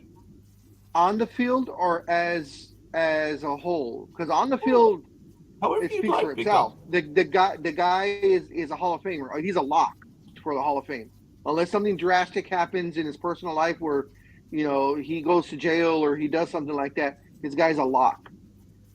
He's had an incredible career. Off the field, he's a little off. He's in his little. own world. I was being nice. That guy's in orbit all of his own self, let alone anything else. Oh, very good, Anime Girl. Around himself. In his universe, there's no doubt. In his universe, the laws apply to him and only him. In that he establishes them, he makes it clear. Go ahead. He got worse while he was dating Shailene. He got that Hollywood diva really put into him. I guess being around her and seeing how everybody dotes around all the Hollywood, actors and such, and he took that with him because I believe they've separated. I'm not sure if they have or haven't. I don't know. But it seems like since he's been with her, because it wasn't that way when he was with everybody's favorite nerd girl. She's her name. Okay, but you had in between, you had Danica Patrick, where he became an a-hole. Yeah. So it seems like he mimics the people he's dating. When he was dating, like you said, Danica Patrick, he was an asshole because she wasn't a nice person. I'm being nice there. And then Shailene, the diva-ness of Hollywood, and he just took that attitude. So whoever I guess he dates next. But on the field, you can't deny all his numbers. On the field, he's one of the best ever. And as far as I'm concerned, that's exactly what it is. His numbers. He has a ring. He's a world champion. That's it. And he has his fan group, and the numbers speak for themselves. Okay. So I am far from a fan of Aaron Rodgers. Never cared for it. I don't even respect what he's done because everyone blows him up to be greater. There are people that call him the GOAT. And it's like the GOAT, you don't even understand. So it's okay. He's top 10. But for me, top 2 would be much as I hated to admit it, but after he won the 7th one, there was no denying, Brady as being the GOAT, and for me, Montana's a close number 2. Yeah, I'll go with that. I can go with that. Because I fought tooth and nail for how many years, Raj, that Montana was the GOAT and no other. Even when everyone was already calling Brady the GOAT, and I was like, nope. But he won that 7th one. I was like, shit. Oh, gotta acknowledge. Yeah, I actually, Sports Talk with the Guys officially declared what's his face the GOAT when he won number 6. So I even did it before that. But Lethal Migraine says Dan Marino was great. Fran Tarkenton was great. No rings. I agree. Brad Johnson was mediocre. Stafford is mediocre. Well, I don't know. Stafford's mediocre. Yeah. Foles is lousy. On and on. Examples where quarterbacks have rings and aren't very good. Okay. There is a lot in their coffee. I've been a fan of Stafford forever. He wasn't on good teams. He upset a lot of teams over the years. I secretly always hoped, I wonder what would happen if he actually had a good team. And he went to the Rams, the magic happened. But again, he's just a world champion or a Super Bowl champion. That's it. I like Stafford personally, but the numbers speak for themselves. I'm not going to blow him out of proportion. And the thing, Coffee, also with Dan Marino and Tarkenton and the others that don't have rings is that's the knock on them. Yeah, you're great, but you don't have a ring. Same thing when you switch over to basketball. Charles Barkley was great, but doesn't have a ring. Patrick Ewing is great, but doesn't have a ring. That's the marker. Whether you feel that a championship is means something or not, that's the marker by everyone is measured. Period. Ernie Banks, one of the best players in baseball history. Yeah. Didn't taste the playoffs. It's really sad. That's sad. Not even a taste of playoffs. Yeah. Didn't get a chance, but in his age, it was win the division, go to the World Series. Remember that? Yeah. Yeah. So that was a whole different thing altogether. But okay, really good stuff. Speedy had a story that we got to. So Big Dog, your story that you would like to get to right now. Just real quick, the NBA playoffs. The Denver Nuggets took Game 4. They are now up 3-1, heading back to Denver, so they could close it out and do what Stud Muffin called. He called it a gentleman's sweep, 4-1. So they have a great game. These Murray and Jokic are unstoppable. This is their season. This is like Dallas in 2012 when Dirk was unstoppable. It's just that one team, that 1 year, that everything, the stars aligned for them, and that's what happened this year for the Nuggets. And I don't see the Heat, Jimmy Butler, or anybody on that team going to be able to turn it around. They may not win it in Game 5, but they're definitely going to win the championship. So you make the Heat's out of it, then, do you, Big Dog? Yeah, the Heat's out of it. They're vastly outmatched. I don't think anybody could have stopped the Nuggets this year. No matter if you would have thrown the Celtics at them, or the Bucks, the Sixers, anybody in these, nobody could take them on. True. I mean, I watched that first That's game, right. and they just didn't get anywhere, did they? No. It was about the same thing yesterday. So, other than them having I think it was the bad second game, this series actually could have been over. Basically, Yes. It would have been a 4-0 sweep. It was a total collapse by Denver in Game 2. They didn't come to play. I shouldn't say a total collapse, but when you look at what happened, they just didn't come to play. They rested on the laurels, maybe. Do you know what that? Okay, I don't understand, but I'm going to be accused of a lot of stuff. Okay, F it. Why, when we have these conversations, it's always about basketball and basketball players. This is a consistent theme when it comes to these athletes. And this is what irritates me the most of the attitude of the basketball player. They don't show up every day. And, I wasn't on my game. What do you mean? This is what you do. Lost your microphone. And I guess I got shut off. Okay, own up. Who's got the button to shut him up? I want a button. Adam Silver secretly listens to the show, so whenever you talk bad about the NBA, he gets your mic off. Yeah, I want the button. Come on, give me the button. I want the button. So it is what it is. I'm not going to go on the tirade. It's all right about it. Get out of my system. So, we do have a quick update. There was on the bottom as well. Game 4 of the Stanley Cup Finals tonight in Miami. Vegas is up 2-1. Everyone was excited because Miami actually finally got into the series where they won, and now it's a series. Vegas is.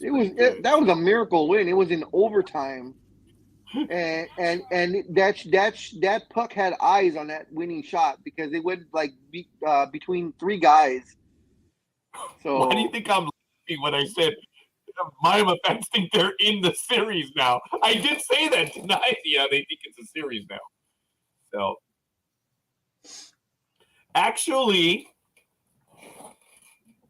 this is a Steel Series, dude. These are Steel Series headsets. They're good, but it's a wire connection, and I'm gonna have to get that fixed very soon. So when I go on my hiatus, I'm gonna have a electronics guy come in and take a look.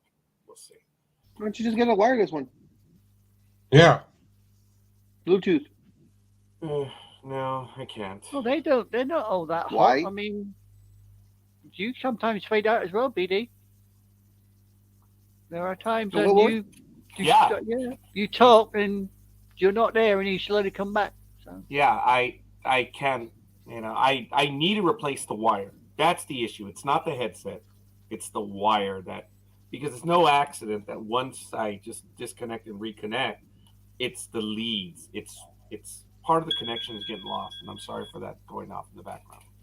So I don't use Bluetooth for anything because on a professional level, number one, I've got to keep this connection, which is failing anyway.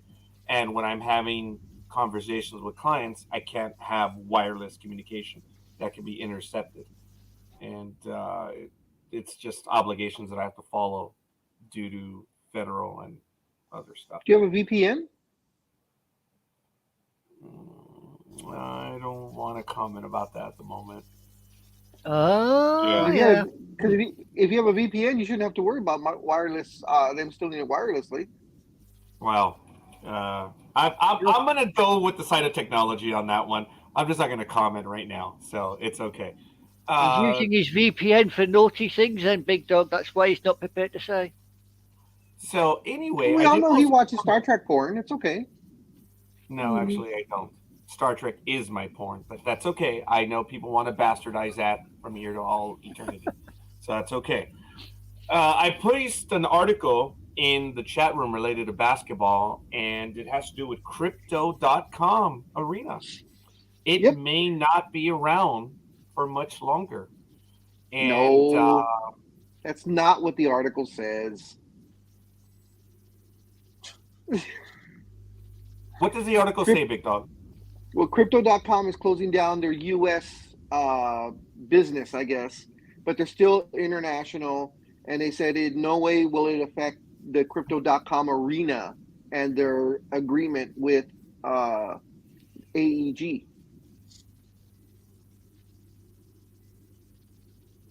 In a synopsis of the article.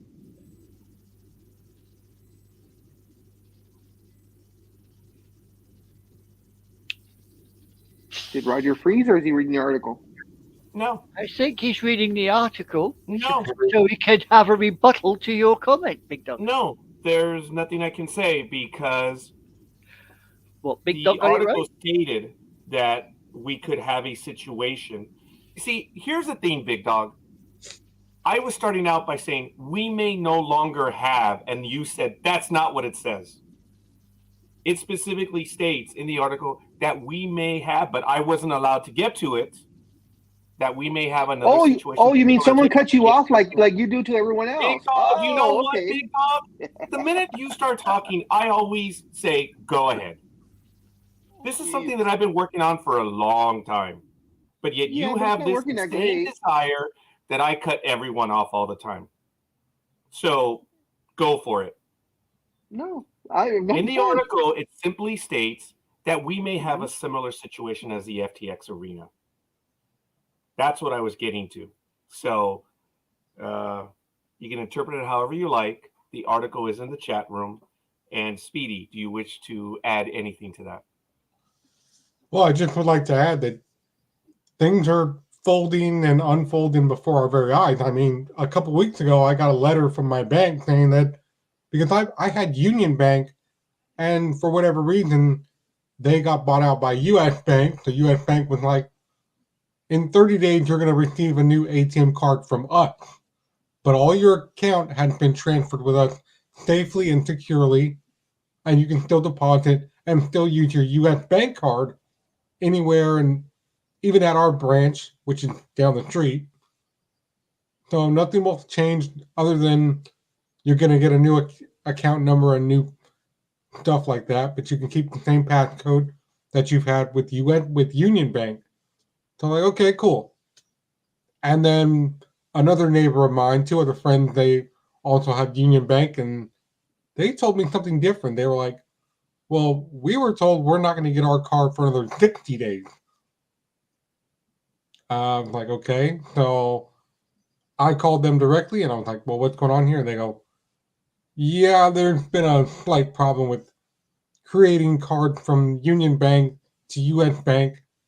Just continue to use your Union Bank card. And yeah, I'm like, okay, well, that 60-day rule also applies to me now. So I got to wait longer for a new card from them because they bought the other bank that I was with. Yeah, but your old card still works, right? Your current card, right? Yeah. No big deal. Yeah, no big deal. I can wait another 30 days or 60 days, whatever it is. I mean, they're still talking about KB Toys might be coming back, so. Well, Toys R Us returned. Yeah. Someone owns KB Toys, so it's very possible. Blockbuster might come back. We don't know. Wait, what? What'd you say? I said Blockbuster might come back, but I don't think that's going to happen anytime soon. Well, it's funny that the last store finally closed. I think they were in Bend, Oregon, because one in Alaska closed either a year or 2 years ago. They were the last two in the United States. So, in the statement that Crypto.com, what happened on Friday was that they were going to suspend additional offerings in the United States temporarily. So, upon rumors getting out that Crypto.com was done and it was going to be removed, the parent company, I forget what they're called, immediately came out with a statement and said, our exchange update has no impact on the Crypto.com arena naming rights, while adding development does not impact our Crypto.com retail app in any way. So, to all those that have been saying it's going to possibly be changed, they themselves have answered and said, oh, no, nothing's going to go on. So, there you go. Right now, a lot of people are laughing because of the fact that crypto is pulling back because of all the losses they've suffered. Like Speedy has said, there's been a lot of losses when it comes to the cryptocurrency right now. And everyone is hoping, because they never did like the name Crypto.com. They paid $700 million for the rights, I believe, over 20 years, an ungodly sum. So a lot of people are betting that, wow, if they're pulling back because of all the losses, they're probably going to be just like what happened with the FTX arena. So it remains to be seen. And there's a lot of no's, yes going on right now. All because of a name of an arena. So go ahead and take that however you so see fit. According to the article on ESPN, it was a 20-year, $700 million naming rights agreement. That's a shitload of money. Yeah. What, did I get the number wrong? I thought you had said a different number. If you didn't, I'm sorry. No, 700 million over 20 years. I said I believe it was a 20-year deal. So, in the NBA, other basketball news right now. This happened, I shouldn't say right now, but it happened yesterday. I'm going to place this article in the chat room for the co-hosts as well. It looks like Mr. Stern is going to implement a FIBA rule. Big Dog, what's FIBA? You mean silver? Because Stern died. I'm a sorry. few years ago. Whatever. Silver. Oh, So whatever. What's a FIBA rule? Good question. Okay. Well, in the article that I'm posting right now, NBA commissioner recently shared his insights on how to curb flopping incidents in the NBA. For him, the most effective way is to slap the flopper with a technical foul. Silver wants to stop flopping. College added a flopping technical just this past season. And this is the commissioner. Of course, one of the reasons we haven't done it historically is by definition, they're fooling the referees, and we had an after-the-game remedy, which was a fine. This is what the NBA has. But frankly, if you're successful in fooling the referees, a relatively small fine isn't going to make a difference. You may even be celebrated for having done it.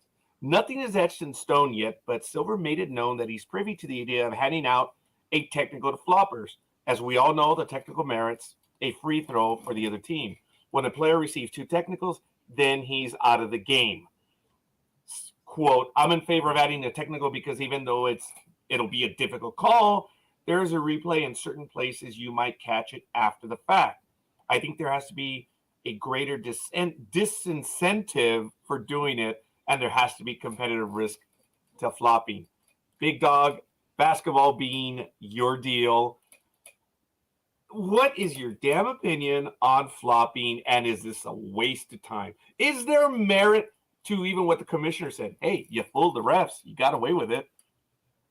There's merit to what they said, but it's going to be a waste of time because, as you say, they get fined after the fact. We never hear about anybody getting fined. You never hear about that. So if they're fooling the refs now, all this is going to do is make the game go longer and slow it down. And slowing it down, having the players sit on the bench for a couple of minutes while you decide, was this a flop? Was it a block? Was it this? Was it that? And the guys are going to get stiff, and you're going to see more injuries.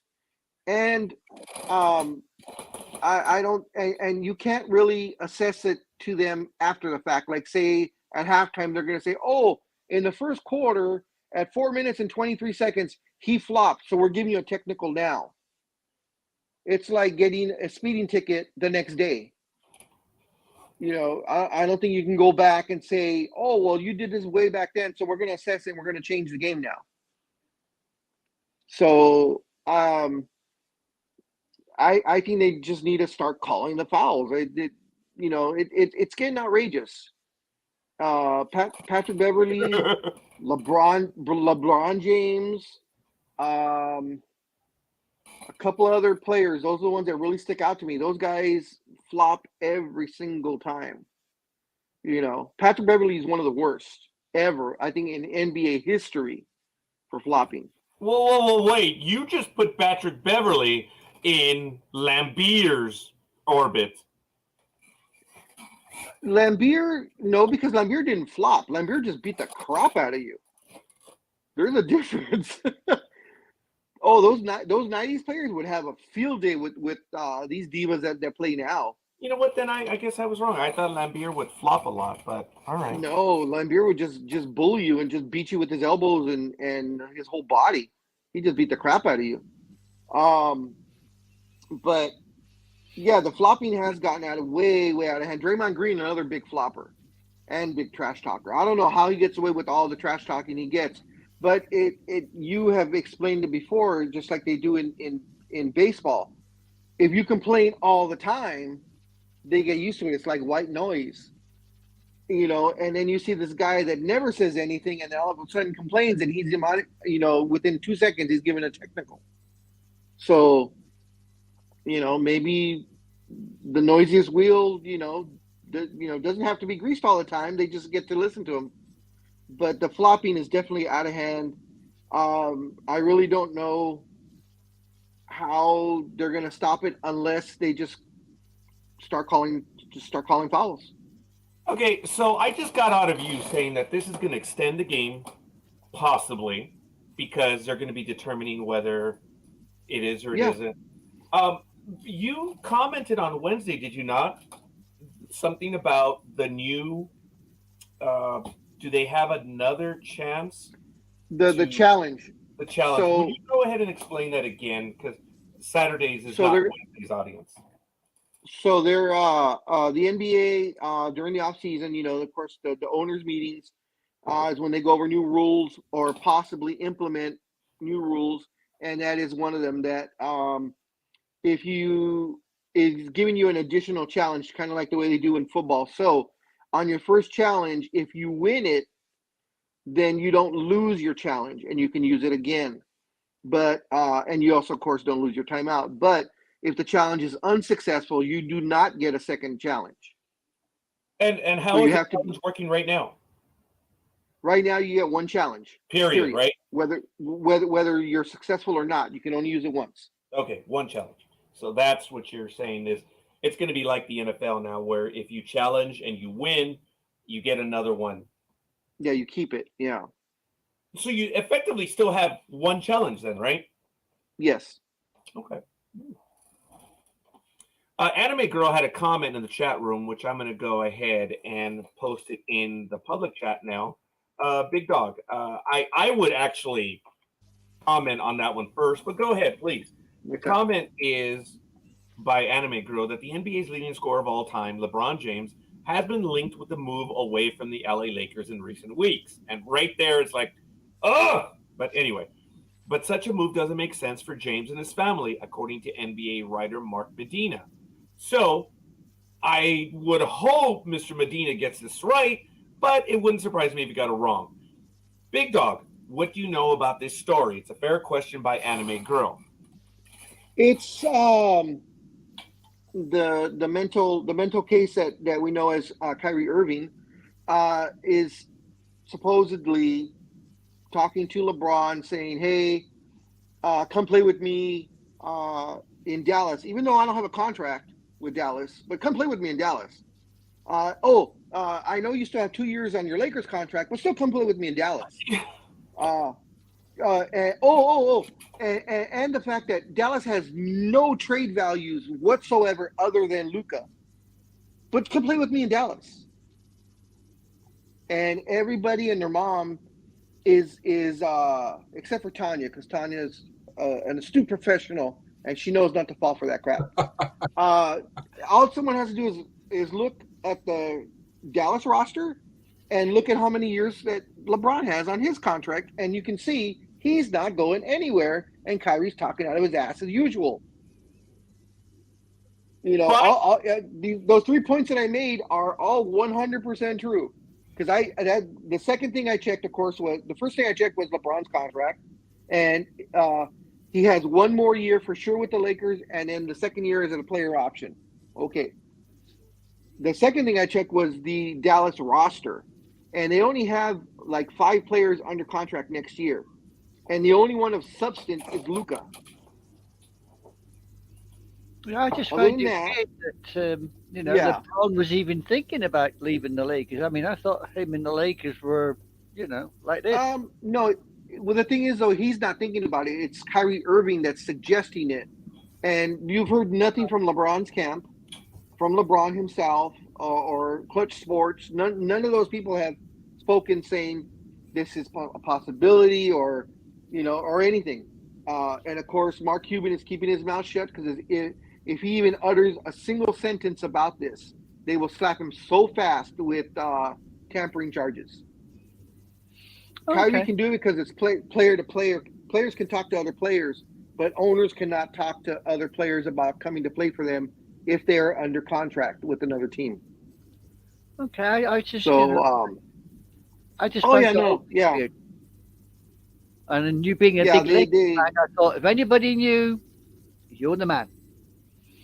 Yeah, no, he's not going anywhere. And if by some miracle this were to happen, I'm pretty sure the family would stay in LA, and he would just work, play in Dallas and commute home, or however he would do it. That, if I can get him, Jay, engineer, at the veterans minimum, I'll take him. I'm not going to pay $10-15 million for him. He's too old. He's 37, 38 years old, and injured for every single time he plays in the playoffs. But as an emergency backup, sure, why not? For $4 million, sure. Okay. The whole thing, right at the very beginning, to see he's under contract, it pretty much ends it. And this is a situation, ladies and gentlemen, that I see as reverse tampering. Someone can say whatever they want, but now you're talking to someone who is actually under contract. And you can make a case that they're going to be making a move, or going to try to make it. There is no rule that I know of on it, but this is reverse tampering. How in league are these two players now? Even though, as Big Dog so eloquently stated, LeBron's campus says nothing. The other guy did. And guys, are they now going to try to make it happen? There's a lot of things that come into play. These basketball players need to shut up. And do you think this is another Aaron Rodgers type situation then, Roger? Where he said, I want to play for the Jets, and then Kyrie Irving and Aaron Rodgers. 2 10-cent heads. Yeah, you know what? I didn't think about that. Talk about 2 empty-headed individuals. they may have, and I'm being very careful when I say this, on-field skill, but when it comes to outside of it, oh my, I didn't think of the comparison. You are a genius, anime girl. Wow, I'm gonna have to use that one. Tanya? I love that look by Tanya. Tanya's otherwise engaged. She don't give them. Perfect, because I knew she was listening to us, but she's busy. So Yep.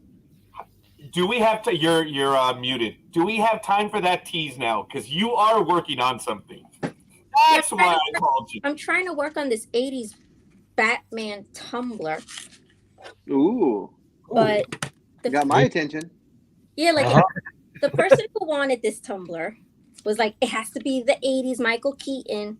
And I'm like researching, God knows how many I realize how many different Batman logos there were. Yes. Until I had to do this godforsaken thing. It was a Michael Keaton one. Weren't they consistent in the first two movies? But Yes. But Tanya, the Batman logos, yes. Oh yeah. So I'm hoping to God I got the right logo. Oh, that's interesting. Well, for This is Batman. Well, Big Dog. Oh, that looks like it, but Big Dog knows. Yeah. So, but yeah. So I'm trying to get this thing on right, but we'll see. I mean, all right. Well, when you're ready, and I wanted to add just really quick your Bell Tumblr, absolutely beautiful that you showed off on Instagram. That was so beautiful. That's why I commented as soon as I thought it, I go, I got to comment and let her know how beautiful this thing looks. Thank you. Yeah. You're welcome. The Tinkerbell, the Snow White, the Little Mermaid one. Well, I didn't do it as a Little Mermaid, but I did a mermaid one, which I showed it to a coworker and they were like, I want one. And I'm like, I didn't say I was selling them. But this is the mermaid one. Where I added like seaweed, coral. Let me close in on that, Tanya. Sorry. Oh, hold on. There we go. Wow. That's cool. The only problem with this one is I have to seal it. So because I didn't use permanent vinyl, that one has to be sealed with a special coating that I didn't realize needed to be done because it keeps bubbling up. But then I made one for my husband's aunt for her birthday, which is because Donald Duck is her favorite. So, and that's Donald. Yeah. I get it. So, and then I made a tote bag to go with it with Donald's silhouette. And then my husband with his favorite Oswald. Oh, yeah, you mentioned that. Oswald, so, yeah, so these are all some of the stuff that I'm going to be selling on the site. Some people have already. So we got a bit of a tease. Continue with that, Tanya, if you don't mind. So yeah, like next week I'm gonna test launch stuff on the website that I've been trying to launch, but there's been some complications because of the whole you need a sales tax ID number crap. And I don't have the patience to figure that crap out. So I'm like, you know what? Screw it. I'll just launch it. I'll deal with the sales tax situation. Rosalind! Rosalind! She should be able to help you with that. Yeah, she has her hands full with what she has going on in her life. She did give me advice on how to... Also, she did, yes. Yeah, she gave me advice on how to go about it. But I'm the type of person where I don't have patience, and I'd rather pay somebody to do it for me. No. Really? So, never a guest. Yeah, I just... Bless you, LOL.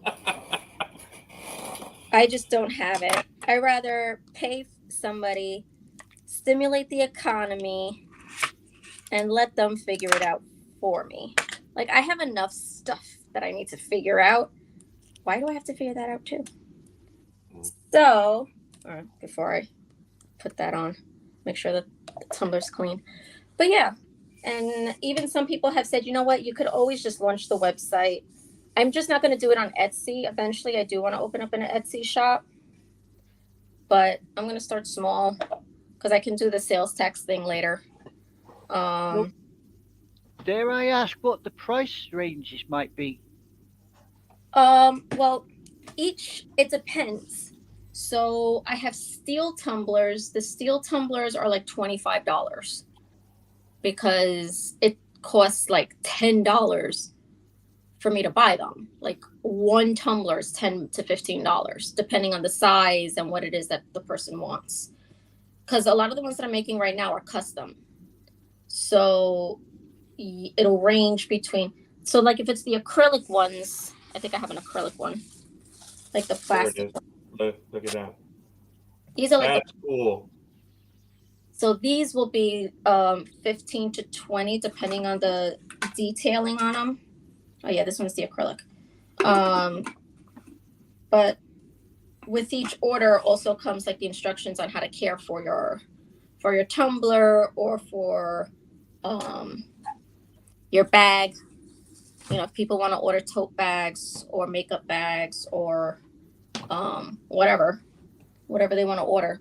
So like for my sister's mermaid tumbler, I'm adding, because she's my sister, she's my baby, and I know her very well, I'm going to put like little charms on them. So like if people want cute. Yeah, right there. That's cool. That'll be additional. So I'm curious, when you put that on there, you mentioned you have to use like an adhesive to see that stuff in. How does it work with that? Will they still be loose? Will you put that in after the adhesive? That's a stupid question. You're talking about the charm? The charms, yeah, because are they still going to be able to move? Well, or it depends. So with the charm, what's going to happen is if a person orders a tumbler with a straw, I'm going to have a chain, and the chain is going to be attached to the straw, like right here, and it'll hang down the side. And they'll be able to take the charm off and what have you if they want, you know, when they wash their straws. Oh, okay. So you're going to add that little charm onto that little chain if it comes with a straw. Okay, so stepping back a little bit, what if they don't order that and they do want to have that little charm on there? Is it something that you're going to put on the side? And if so, would it be loose? I guess that's my question. It'll be loose. Okay. So while they're, you know, walking around, drinking or what have you, it'll just be there dangling like a charm on a bag. How are you going to deal with any overseas orders, Tanya? Yeah, that's the one that I'm trying to figure out. I'll probably talk to Rosalind on, you know, how she deals with things like that. Yeah. If she does any international orders, and maybe she can help me figure that out, because that I definitely want to do also. By the way, thank you for that on Rosalind. If you head on over to my website, I'll show a link for Pond's Edge Designs. I don't think she has a disclaimer for international orders. So that's a damn good question, because there are some people that say no international. Yeah. Because of the hassle. So right. That's interesting. She should know. The first, I probably won't do international orders right out of the gate. It's understandable. Because of the complications of it and everything. It'll take me a little while to figure it out. However, oh my God, this Batman came out so cool. Oh, I bet. Are we getting the tease right now? This is awesome. When you have the creator get excited like that, it's like, all right, come on, let's look. No, this came out even better than I thought it would. No. Is there any subject you wouldn't tackle? You know, any topic that you? Well, yeah, besides porn. I mean, that's a given. Still safe.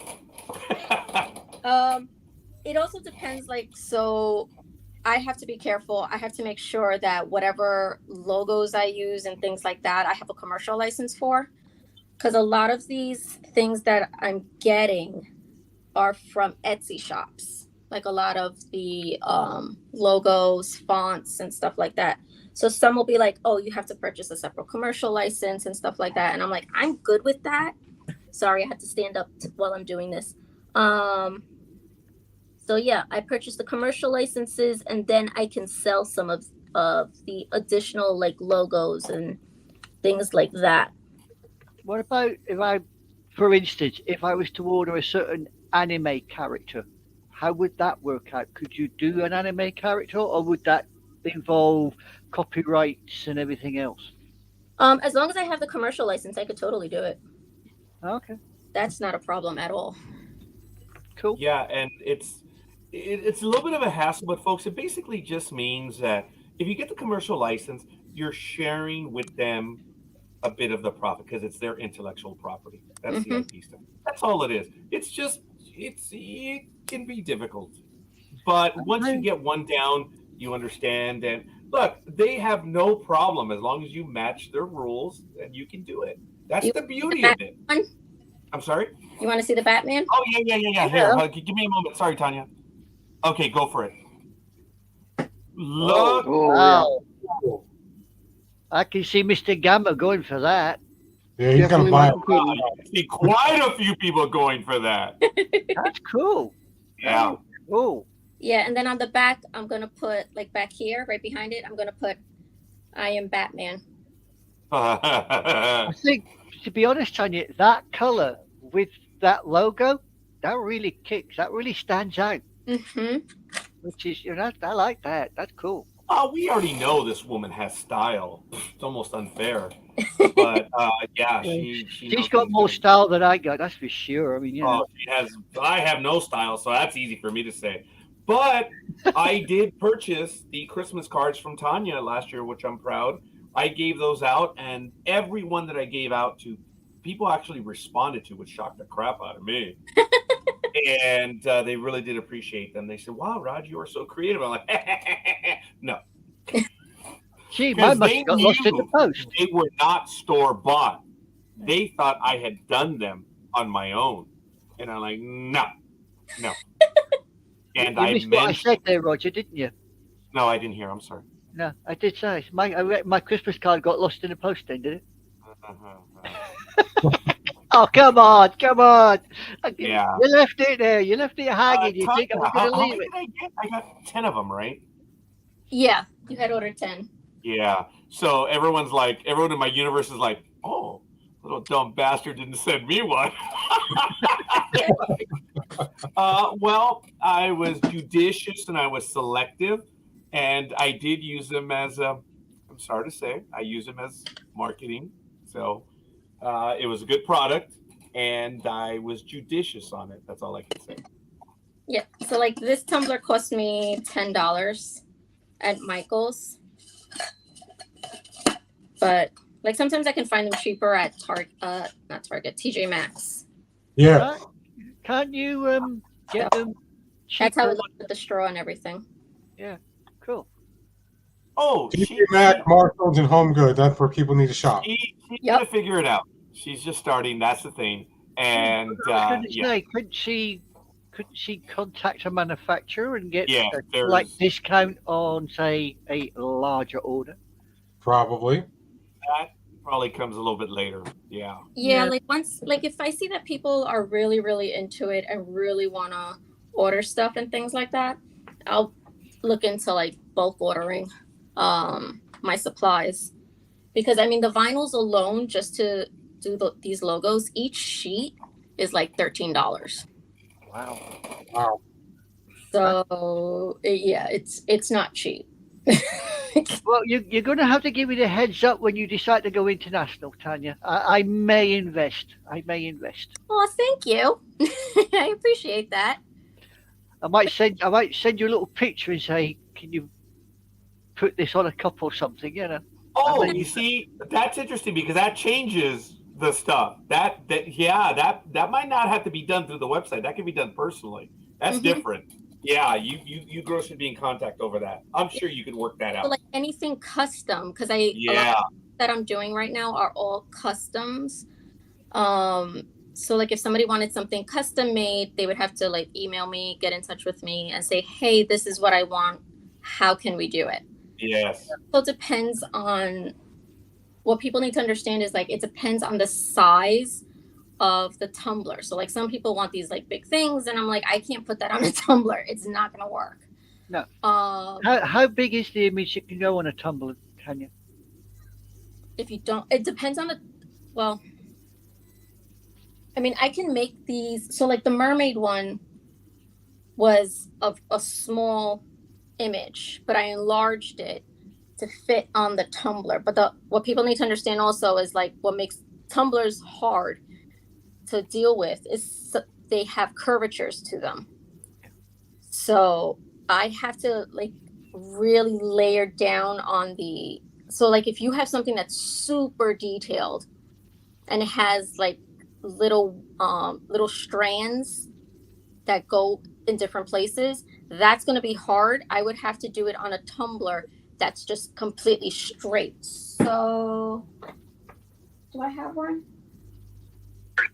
And while she's looking for that one, folks, I want to let you know something like this, if it's completely straight and flat, I can do a large image on easily. That's not a problem. But if it has like a curve at the bottom, like right here, that is where the problems start to arise on getting the vinyl on it properly. Right. Yeah, Okay. that would be like me asking, well, just, put the word transformer sideways. She would be like, no, it's not going to fit. Oh, no, that I could totally do. Because I've done that.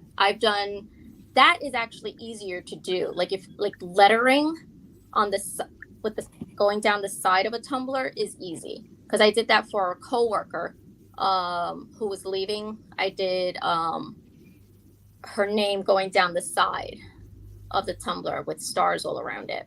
Mm-hmm. Right there, you see, people are already starting to share a little bit when you decide to order in bulk. Alibaba, probably, yeah.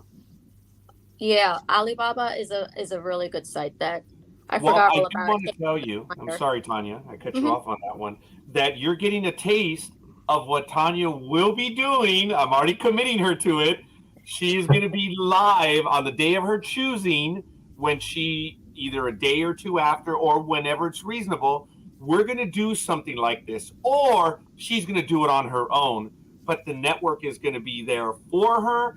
She's going to do a video where she can put on her website, Facebook, and everything. So you're getting a tiny taste where she's going to be showing off what she is doing with this. I'm looking forward to it. Tanya, you already know you have access to the network.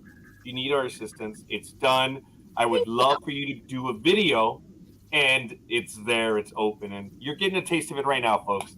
She's a team I'm going player. to have to go look through my anime images and find one that's not quite so detailed. Yeah. I have a favorite anime character, and if I can get it on a mug, then hey, I'm going for it. Okay, so Speedy, if you had a favorite character, what would you have on there? Would it be Oakland is Buzz? No, hell no. No. Oh, dear. And Leandro the Bomb? If Tanya can make those words fit, I don't know. Well, actually, it just depends on the length. What would be your character? Or what would you have on it? I beat you to it, Coffee. No. It would be Michelangelo from Ninja Turtles, the original Ninja Turtles. Oh, okay. That would actually be a cool one. Yeah, now Tony says Speedy wants Mighty Mouse. Oh, that'd be interesting. Oh, I see how it is, Tony. Welcome. Yeah, hey, Big Dog, what would you have? It'd be a black tumbler and if Tanya could do it, I think Zatanna would look great on a black tumbler. Oh my God! Yeah. Oh, I got her on that one. Got her.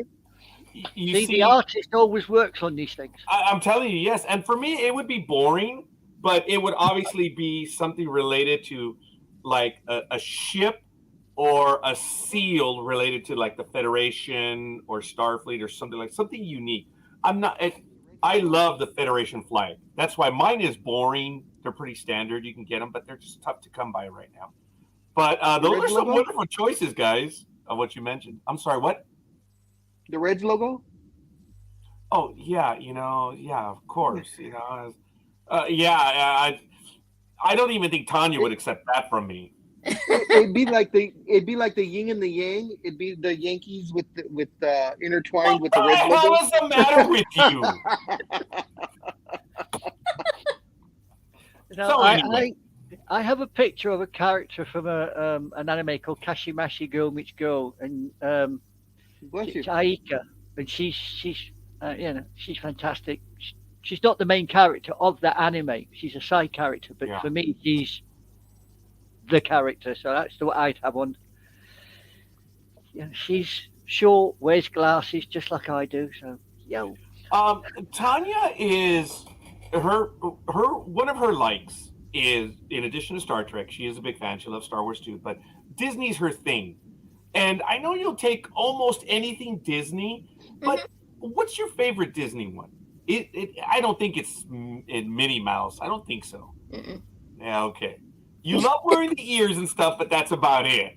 Yeah, that's as far. What is your character? Yeah. But like my favorite characters would be like the princesses. Well, Belle, duh. Belle, Elsa. Yeah.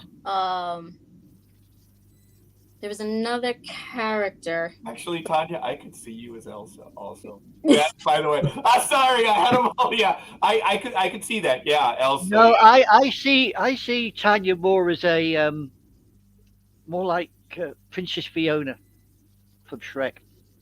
That's Tanya. Her personality. That really, you get in her way, she just rolls over you, doesn't stop. You know what's funny, Tanya? If you look back, when Anime Girl was saying that, the three of us, Speedy, me, and Big Dog, there's a bit of a smile on our face because we don't want to admit that, but we're like, yeah, she would be more like Fiona, the non-Disney princess. That's funny. Yeah. Yeah, but also my favorite is Ahsoka Tano No. from Star Wars.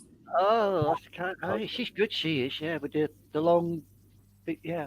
Mm-hmm. Folks in the chat room, Tony, Roz, if you're still with us, and everyone else in the chat room, let me know an image. Big Dog, forgive me, I'm running late on the drugs I have to take. I have to get a refill as well. I ran out. So I need about 2 minutes. Big Dog, you have the con. I will be back shortly. Oh, well. Jerky All Big right, Dog, Tony. you is the captain for now. There's Tony's. He wants Michael Myers. Halloween, not Austin Powers. That would be cool. That would be a cool one to make. That would probably be a cool Tumblr. Do like a Halloween Tumblr and have all the heads of all the Jason and Freddy Krueger and all the other different that I would be able to do. What about that guy from Beetlejuice? He'd be good on it. Oh, Beetlejuice. Oh, Beetlejuice. I think That he'd would be be good, wouldn't he? That would be cool because then I can also do like from the movie where he turned into like a snake and what have you. I can add that towards have it coming down from the bottom of the tumbler and coming all the way around to where that'd be cool. That would be cool.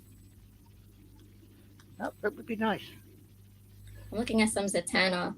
I piqued your interest on that one, huh? Oh my god, that would be amazing because she's one of my favorites. Me too. But for her, it would have to be a silhouette that I would probably do. But I'd have somebody who can design it because the only ones that I'm finding is like Wonder Woman, Batgirl, Supergirl. Oh, is this her? Yeah. I was going to say I first saw her when she appeared in the Star Wars Clone Wars movie. Mm-hmm. That's when I first fell over her as a character. I think we got an image from that particular film that would probably come out quite nice if you get that in a silhouette. Yeah. Like when she's standing on, I can't go, it's going up the side of the cliff and she's standing on the actual front windscreen. Direct the driver. That would be a nice image. Oh. See, like I'm seeing images that I would love to do of Zatanna, but however, they're not in SVG form, and that's what I need. The files have to be SVG what? to do it. Oh, this What form was that? Did you say there, Tanya? S what? one. SVG. SVG. Oh, I wonder if I don't think any of the MEGs I've got is in SVG. oh, these are amazing. I'm wondering if I can do PNG. I'll have to play around with Tana and see, because that would look freaking amazing. Yeah, folks, you need to get a hold of Tanya right now while they're still personally made to order. Our business maven here does them all by hand. Still, she's going to have her army of minions, which would really be funny eventually doing that. And she's going to oversee the quality. But for right now, you need to get them while she's still doing them personally. Good stuff. And congratulations to you, Tanya. Your creativity over the years. It's really good stuff. I'm glad that you are doing what you're doing, and I'm glad you're sharing with us too. It's really neat. Our jaws dropped on some of your imagery today. And each and every time you have something, just please share it with us. Our jaws drop. And not only do you know sports and a lot of other stuff, and you're damn creative too. What the hell's the matter with you, man? Bored, so I'm like, all right, let's see what I can do today. Maybe something new. Yeah, it's really cool. Dare I say, I would love to have a conversation with you a little bit later, especially when it comes to having conversations about costs and things. Yeah, yeah, there's a few things I want to talk to you about, but besides the point, all kidding aside, Tanya, I know your creative juices are going right now, but do you have any particular stories that you wanted to get to before I go to any of the other hosts? No, the biggest thing was like the pitchers, especially with the crazy amount of injuries. Like DeGrom going for second Tommy John. I'm like, my God, you've got to be kidding me. It has, and then it broke my heart when I saw his press conference when he announced it. And he was just so choked up and so emotional about it. And I'm like, something's got to be done, because it's insane how many pitchers are going down. And then you were talking about all these different pitches, and one of the pitches that I heard about, was it last week? What game was I listening to? Yeah, I think it was last week. Was a slurve. Like, what the freaking hell is a slurve? It's not even the slider; it's the slurve. Yes, and it's really popular right now. That's what they're calling it. It's, for lack of a better word, it's a slider on steroids. But they're not throwing it like a side armor. Side armors used to throw slurves, but they're not side arming it. They're throwing it as a slider. But what it does, these kids don't know they're throwing sliders. They're calling it slurves. It's like, oh, morons. And whatever happened to like finesse pitching? Like, why is everything all about hard throwing? Why? Especially when these pitchers are getting older, like a Verlander, a Scherzer, they should be finessing their pitchers. Even DeGrom, he should be a finesse pitcher because he's so fragile. The ramifications of the steroid era, when everyone was just kidding it out, baseball said, how do we stop this because it's out of control? Well, baseball itself said, well, if these guys are swinging for the fences on everything, what do? You blow it past them. And that's what baseball has done over the last 20 years. If they've specialized on anything, it's throwing it past the batter. And when you look at statistically how relievers have been effective, if you have, Tony Gwynn said that no one will ever hit 400 again in Major League Baseball, because at his time, there were 5 pitchers in the bullpen. Tony Gwynn said, if you're facing a guy 3 to 4 times a game, the batter eventually has the advantage, good or not. But if you have to face a different pitcher every at bat, the pitcher has the advantage. And that's why you have the opener, a guy who throws 1 inning. Then you have a guy that will go. Remember, it's 1 time through the order now. That's it. That's the perfect baseball game now. one pitcher through the order. And once they go through the order, whether it's 6 batters or 9, they're out. Yeah. That's crazy. Yeah. Oh, right. Coffee said, yes. Sweeper as well. Yes. It's exactly what Tanya said. It's the same damn pitch, but they have different names for it. It's just it's that pitch. So where are the Frank Tananas today? Oh my God, yes. Where are the Zons, the Tommy Johns? A lot of guys. Bob Tewksbury. Oh my goodness, where are these guys? They're still there. But baseball is not employing them because they're not throwing in the 90s. That's it. Yeah. Oh, that's right. Now, Tony Gwynn did say the corollary to that was the next guy that's going to hit 400 is the guy that's sitting around 385, 390 come August, September. And then they get hot. And I could see that, but Tony Gwynn did say it's not going to happen if you have a batter facing a new pitcher every time. So anyway.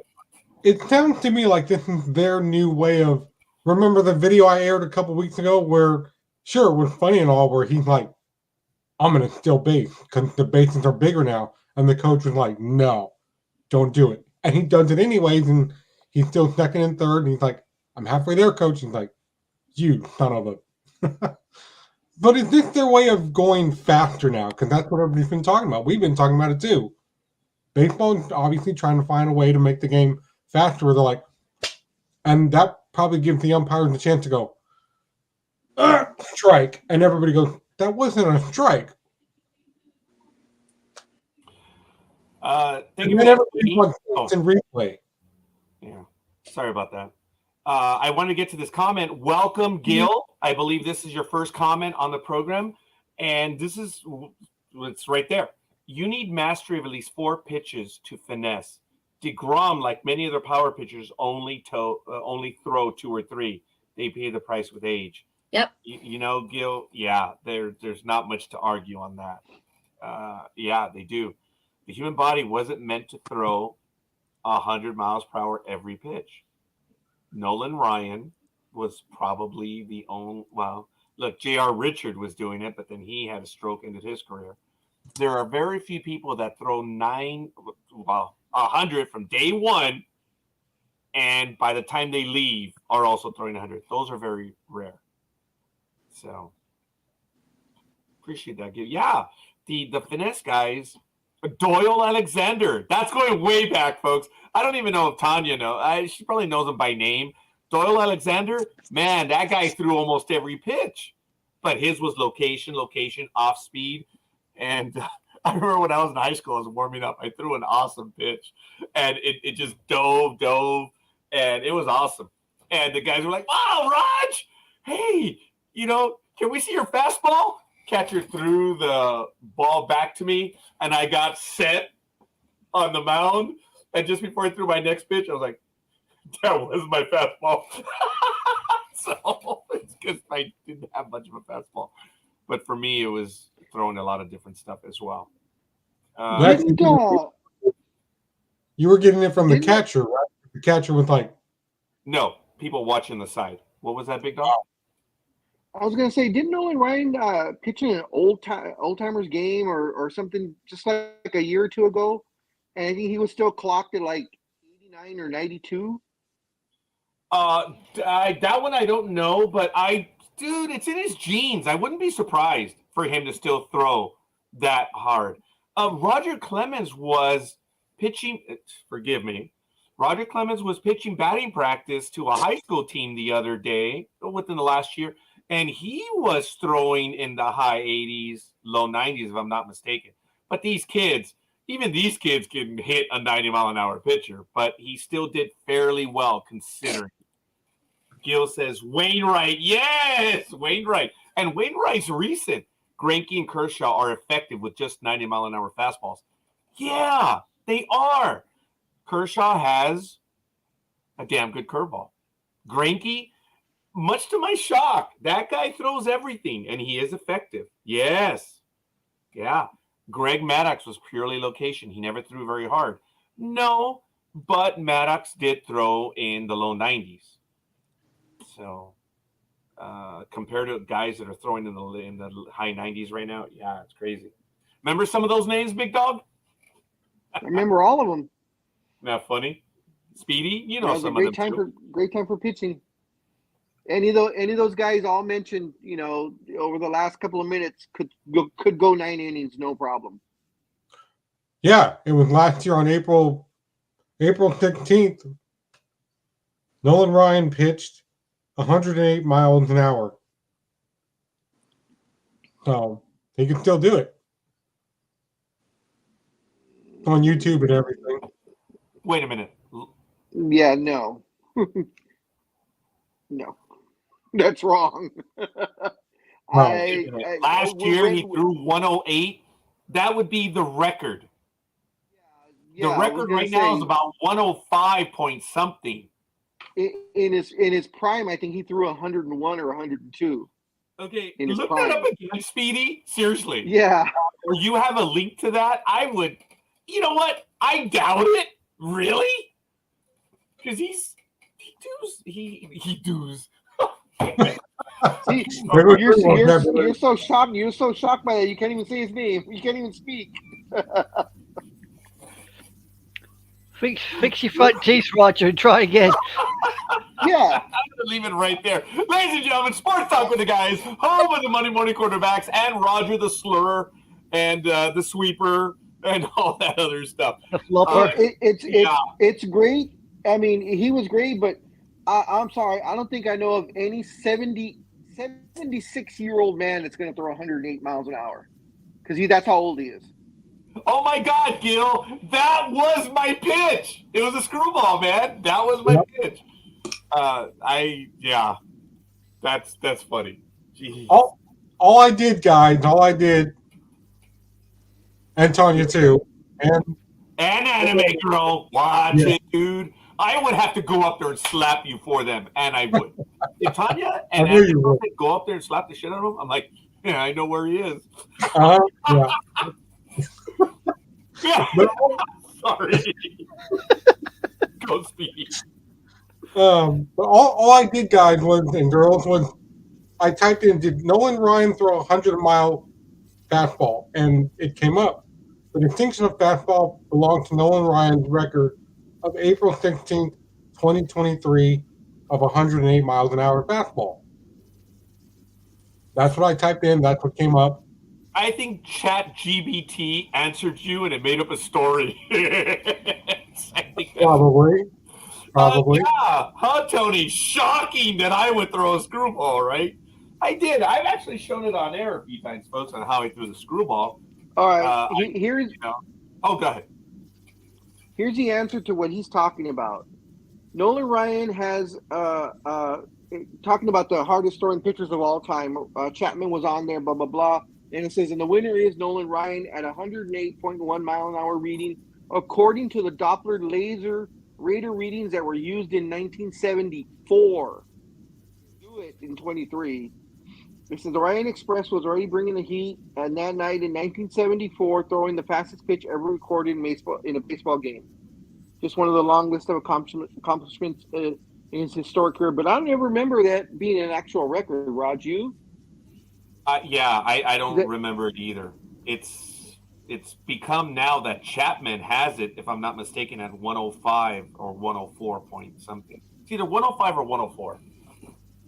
And Chapman all of a sudden has recovered, and he's throwing heat again. It looks like he may be leaving America's AAA team. I think the Cardinals are in the hunt for a reliever. They may trade for him. Maybe a drink. I think they're playing with the number, not playing with the numbers, but they're tweaking them to satisfy this article, because now it's saying that in 46, Bob Feller threw 107.6 miles an hour. Oh yeah, and it's okay. First of all, coffee, thank you. It's 105.1. I thought it was 105.4. So thank you for that. I don't know if you remember what they did, Big Dog, on that one. They lined him up with the guy on a motorbike. That's the famous image where he throws it and they just timed it as best they could, and the motorbike goes by, and that's how they figured it out. I mean, talk about naval dead reckoning. That's a naval joke. So has to do with how they plot their course and stuff like that. Duran has 4 pitches in the last couple of weeks of 104.2 to 104.6. That's crazy. That is absolutely crazy. Folks, the most I ever hit off in a regular game was someone that threw in the middle 90s. I have hit off a batting machine that threw 100. And folks, it's not that difficult once you work your way up.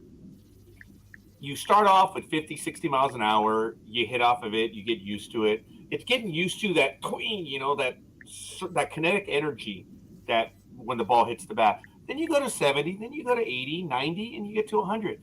Hitting off the machines are easy, but you got to work your way up. And it is therapeutic, too. Let me tell you, if you're frustrated and stuff and you want to go and, there's nothing like going to the batting cages. But that's neither here nor there. Hitting 104 off someone who's thinking, and in the back of your mind, man, if he loses control of this pitch, Okay. That's a weapon. I just looked it up. Officially, Chapman officially holds the Guinness Book of World Records for the fastest pitch in baseball with 105.8 miles an hour. He threw the pitch on September 24, 2010, when he faced the San Diego Padres. Yeah. What was the year again? You broke up a little bit. 2010. Sorry about that. Okay. No, it's not you. It's the network stuff. So there it is, folks. Wow.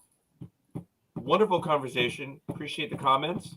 And it's good. Look, folks, you want to fix the problem with baseball. I'm going to repeat it again. Reduce the number of pitchers on the roster.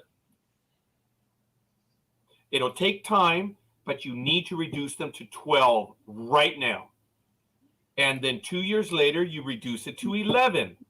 And then 2 years after that, you're back to a 10-person roster of pitchers. That's it. You get back to that, you'll have things as they were. That's it. You've got to let these guys throw more. And if you're going to face a batter a second time around and you throw 100, that batter's going to tee off you. If you're a one-trick pony, you're done. And that's why they let these guys only go through once through the order. So they're not pitchers, they're throwers. So my humble comment. Mr. Guru of baseball, how old was just off the top of your head, how old was Nolan Ryan when he retired? 45? 46? 46. 46. Okay, so on his very last pitch in Major League Baseball, first of all, he had a bad outing. He got lit up. He didn't even make it out of the first inning on his very last game ever. But his very last pitch, he had an injured arm. And his very last pitch was 98 miles an hour. Just for those people who were wondering.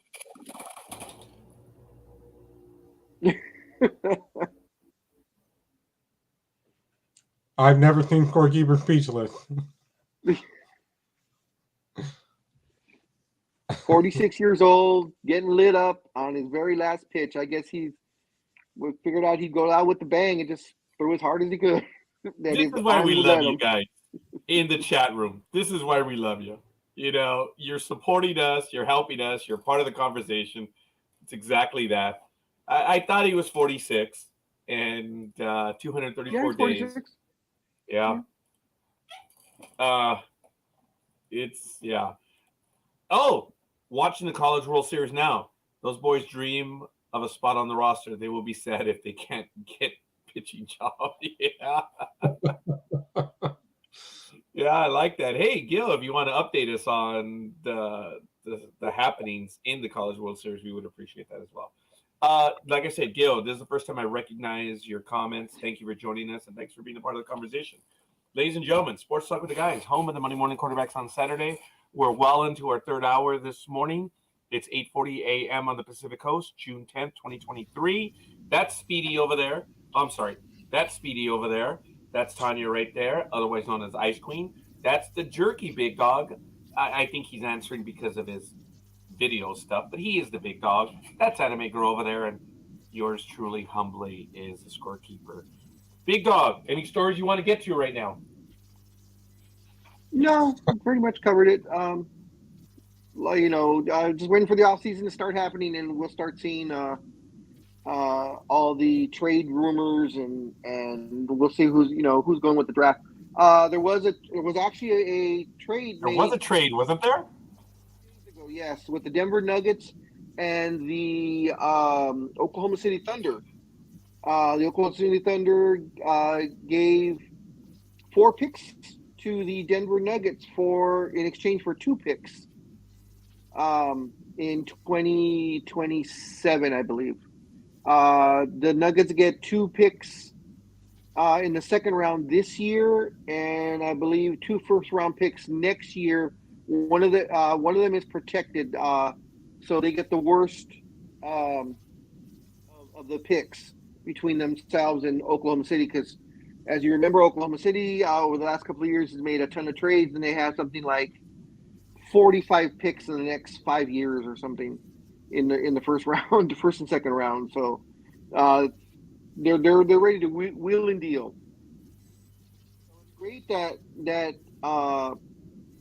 ownership and management are already looking to the future, even though they haven't procured the championship yet. They will very soon, and they're already looking to secure the future by getting those draft picks from Oklahoma City, who, of course, has been finishing near the bottom or close to the bottom of the league. So those are very, very good picks. So hats off to the Nuggets for already starting to look to next year and the year after. Thank you for that, big dog. I don't know if anyone has any comments on the NBA right now. There's a possible comment. I sent Big Dog an article right now if he wants to take a look at it right now. It's the second to last one I just sent. If you want to comment on it. I have another one which I'm going to post in the chat room right now. It's about the NCAA. Apparently they're changing the charging rule again. And this is something that happened recently.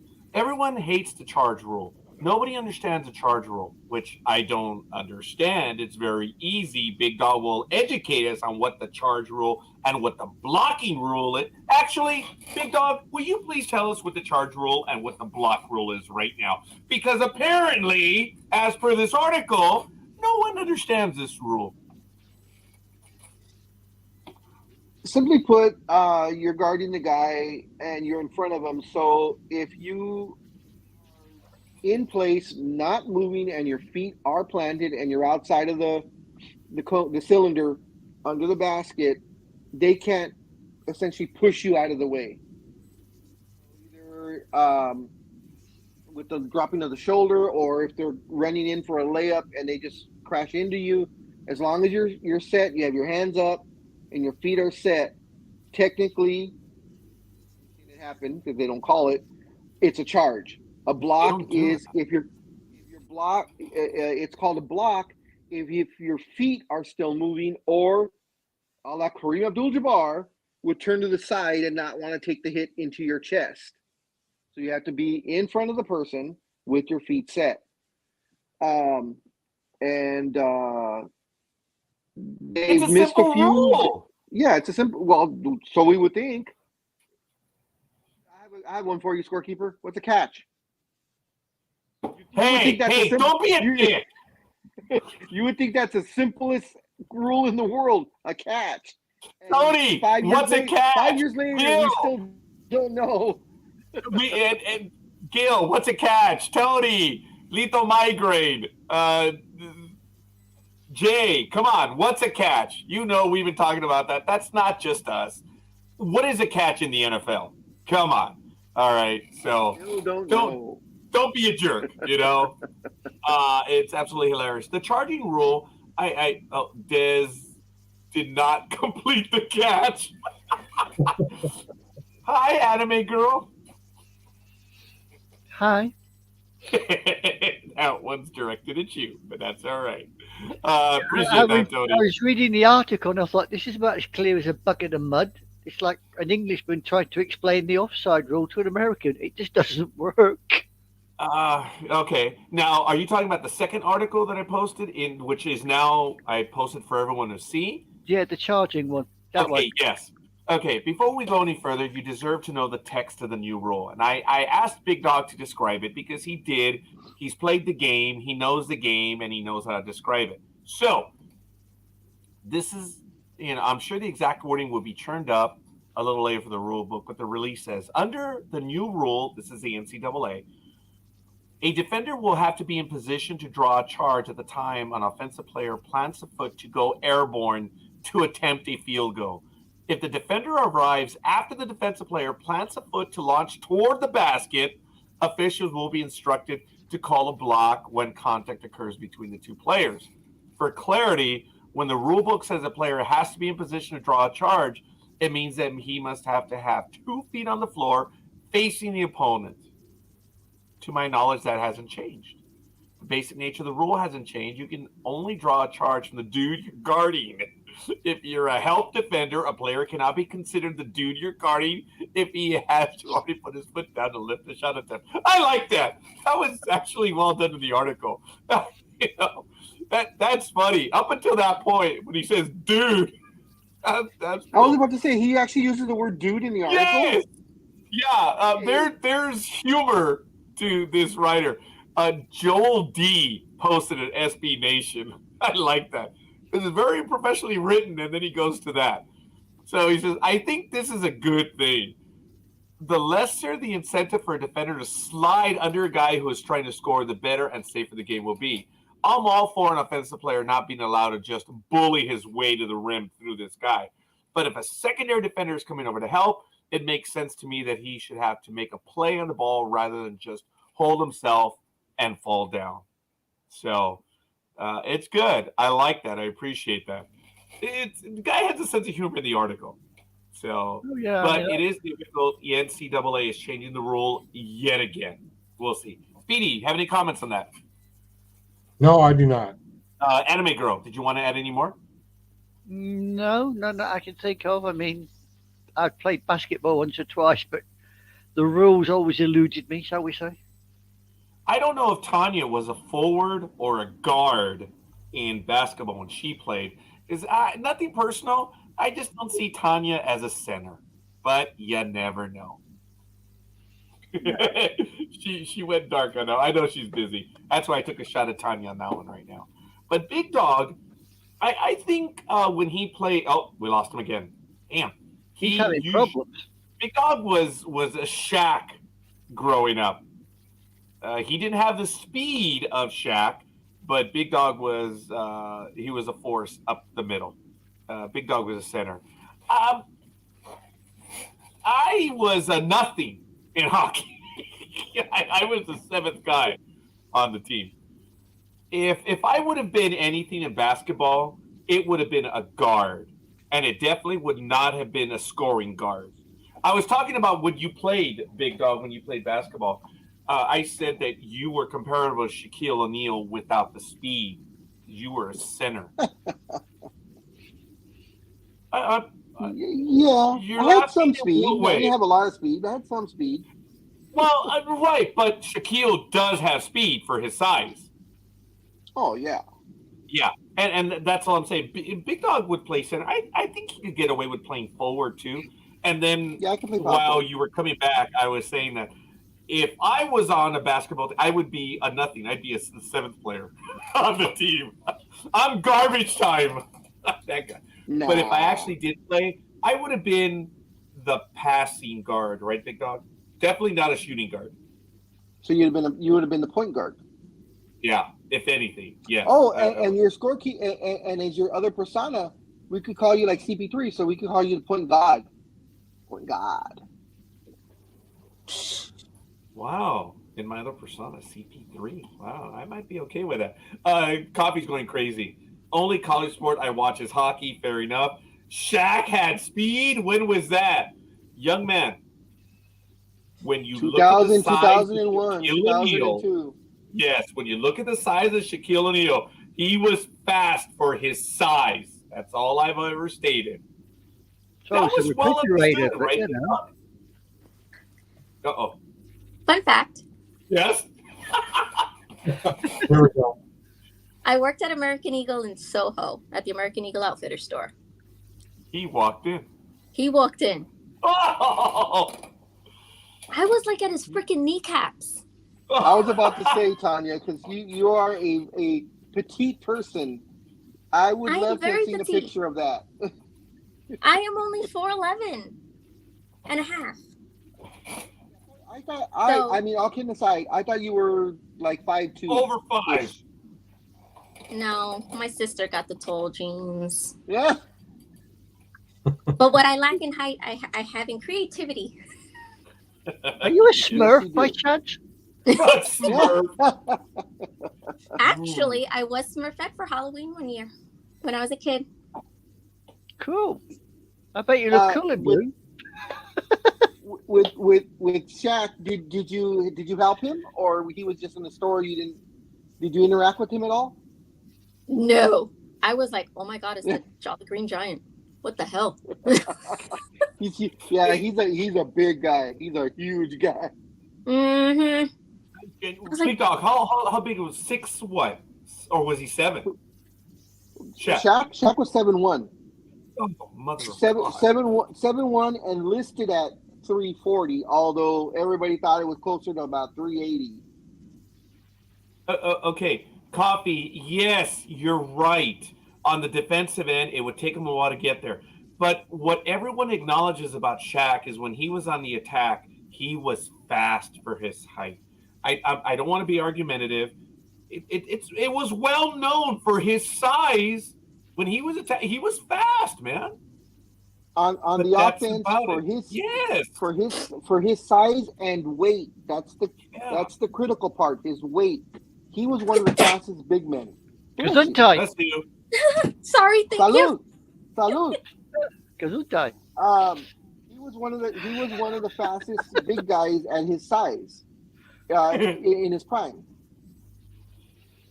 Actually, it's wrong. It's size 23.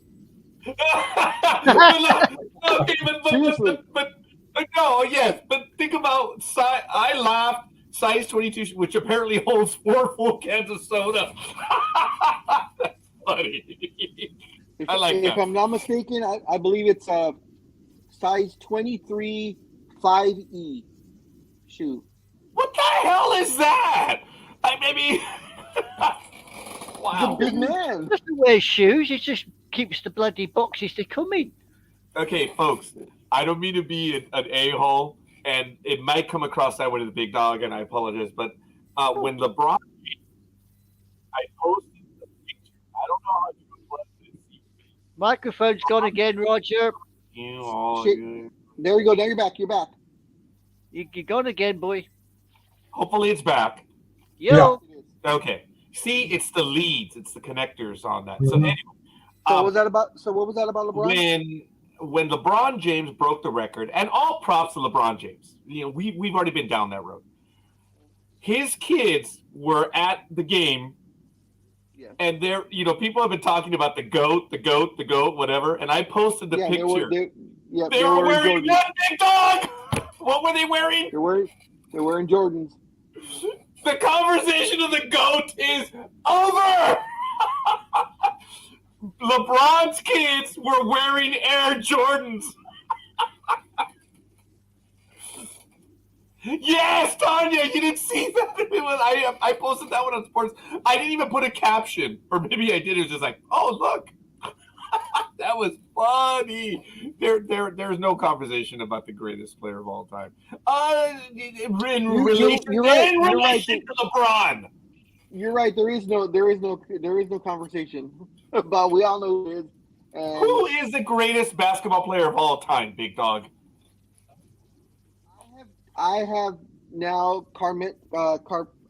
I changed it a little bit so everybody can be happy, because personally for me it's Kareem Abdul-Jabbar. So this is the way I put it. LeBron is probably the greatest athlete to play basketball. Jordan is the greatest NBA player of all time. Kareem is the best basketball player of all time. If you go back and you look at high school, college, pros, no one can compare that he sustained since high school. He lost 2 games in high school. He lost 2 games in college. And, of course, 6 MVPs, 2 finals MVPs, 6 championship rings, was the all-time scoring leader for 27 or 28 years, had the most unstoppable shot ever. I think in his entire 20-year career, it was only blocked like maybe 2 or 3 times, and never one-on-one. It was always a come from behind. So that's the way I've kind of done it. Will Chamberlain was incredible. The knock on him. I'm sorry. Go ahead. No, Big O. That one I don't know. Oscar Robinson. Oh, I deserve to be quartered for that one. I apologize. Please finish. No, LeBron is not number one. LeBron is not number one. They talk about, he's the all-time scoring record. Yeah, because he's chucked up something like 2,000 3-pointers. Make those 3-pointers 2-pointers like Kareem. Kareem had 1 3-pointer in his entire career. Change LeBron's 3-pointers to 2-pointers, and he'd be about 10 or 12,000 points behind Kareem. Let me add one argument to Big Dog for this, folks. Sure. Gil. Sure. Watching Anthony Davis, though I like him, shows me how smart and efficiently Kareem was. He rarely fell down like Davis. Talk about finesse and a long career. I appreciate that. Gil, and he never had a major injury. Let me add to that. Mm-hmm. The game was altered by Kareem Abdul-Jabbar. Yes, people LeBron forget that. Did not alter the game. Michael Jordan did not alter the game. And for those who don't, may have.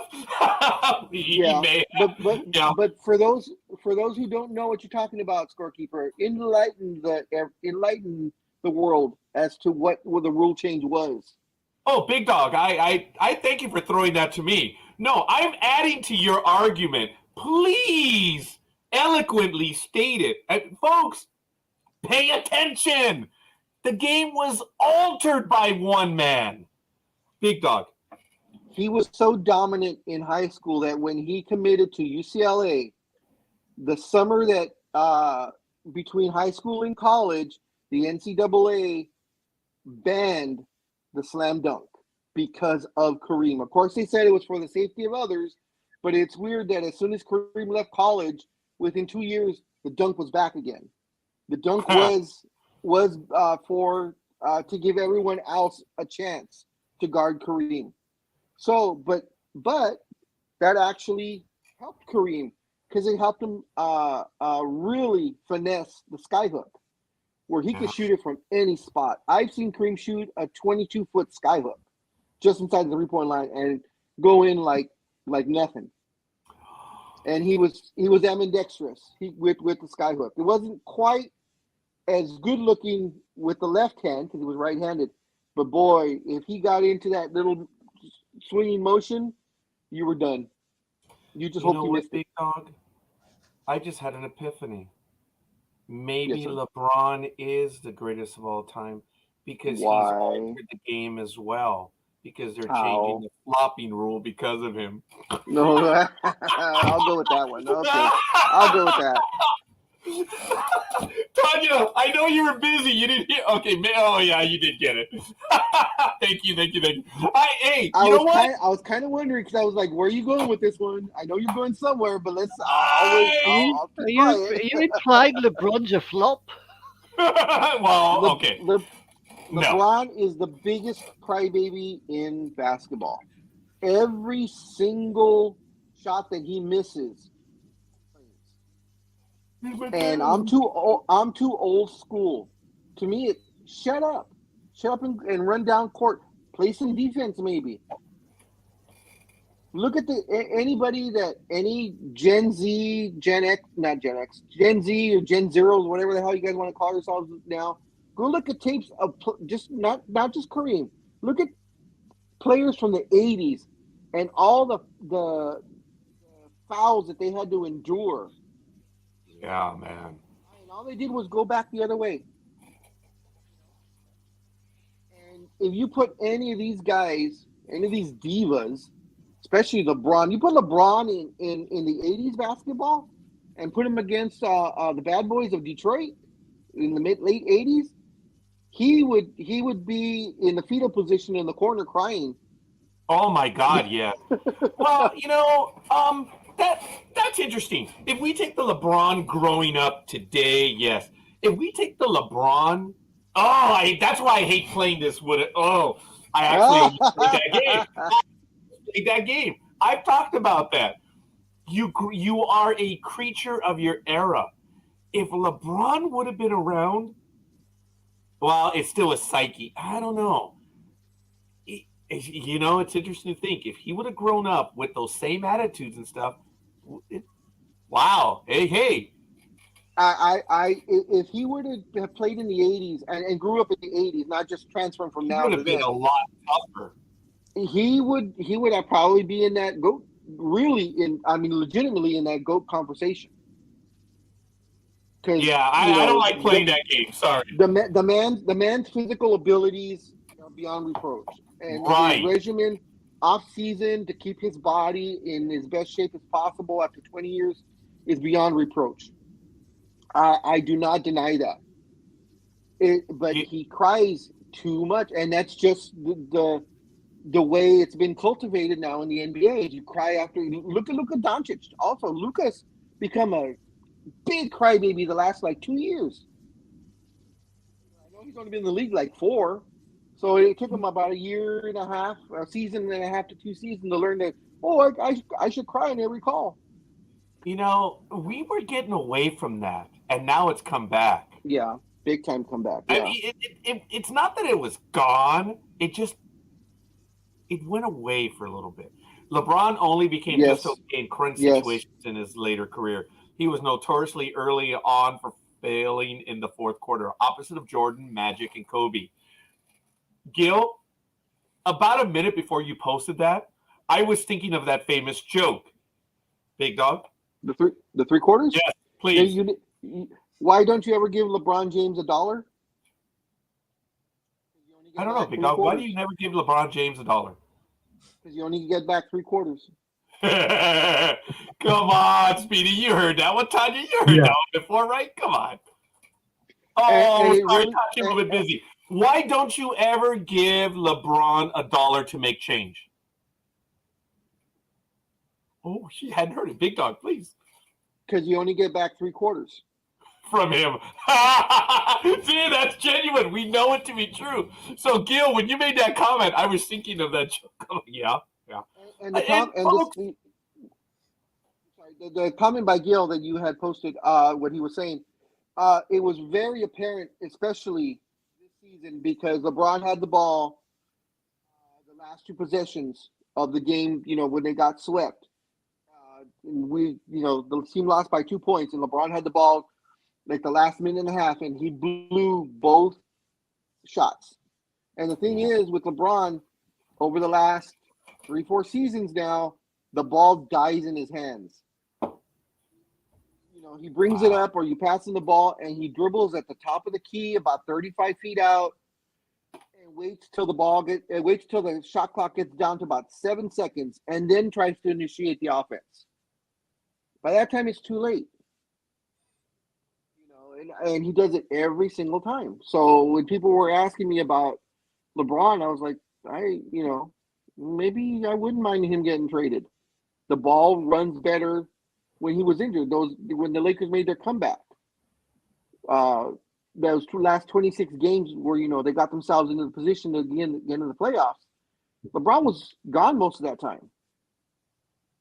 I think of those 26 games, LeBron played in 3 of them, 4 of them only. So, but here's what it is. All right, I appreciate that, folks. Any other comments on that one? Because if you guys don't have another one, I'm gonna kind of get to some of the topics that we talked about on Wednesday. Not necessarily relitigating them, but there's some information that we have, and or that I have. I find it interesting to let them dribble the ball up sometimes. That's a point guard job. Yeah, how many forwards do that, right? Big Dog, he's a forward, isn't he? He's a forward, but don't forget, just 2 years ago he won the assist title, so he can do it. Unfortunately, much of the yes, he likes the ball in his hands because this way he gets to control the offense inside when he wants to shoot the ball. Yeah. So, yeah, that is the problem with the Lakers. They need a true point guard. D'Angelo Russell fits the mold, but the fact is that he had a bad playoffs. Especially in that last round, the knuckleheads on the talk shows, except for Tanya, of course, all are saying that he should be traded or they shouldn't re-sign him. He just had a bad outing. That's the way it goes. Hey, Tanya, is there anything else that you would like to share with us that you may have news on? Just curious. Not that I know of. Why? Okay, fair enough. No. I just want to know if there was any news that you might want to share with us. That's all. Oh, yeah. No. Okay, understood. All right. Folks, from the timestamp of 9:04 to 9:07, mark this moment. That's all. So it's all good. That's all. Before I get threatened by someone, we're just going to say mark that time. So that's all. Anyway, we'll go ahead and continue. Tanya, do you have any stories you want to get to at this moment, or did you want to show any of the other projects? Otherwise, I'm going to go to Speedy, because then I'll go to some of the stuff that we talked about on Wednesday, which was on the professionals. And I know it's past your bedtime, woman, because you have a real job and you do a lot of stuff, and that's not against anyone else. But we're on late on Wednesdays, but it'd be cool if you could join us one of these times on a Wednesday night. It's usually the first Wednesday of every month, the professionals. But send me a link. I mean, I'll be in the newsroom working, but sure. Oh, okay. Wow, live from the newsroom. Who knows? We might get away with it. I have breaking news.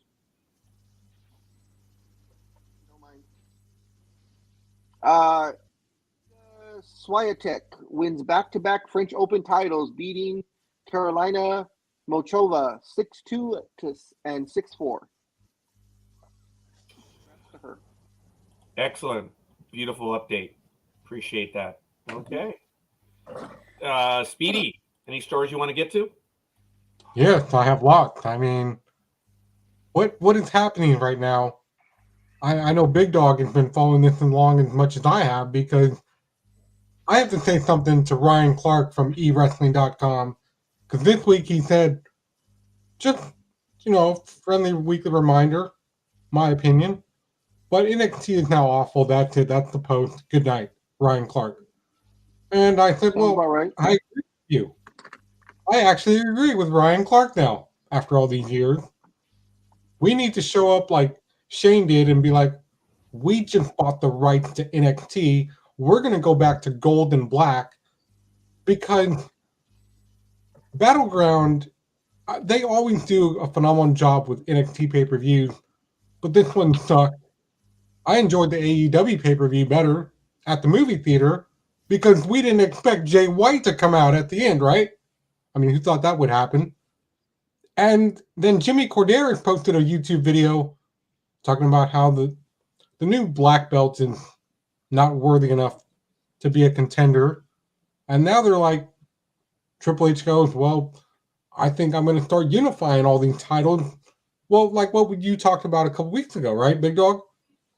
Where you said, well, they should just, go on. What's the point of having Roman Reigns have two belts? And they obviously probably are listening to us too, watching us.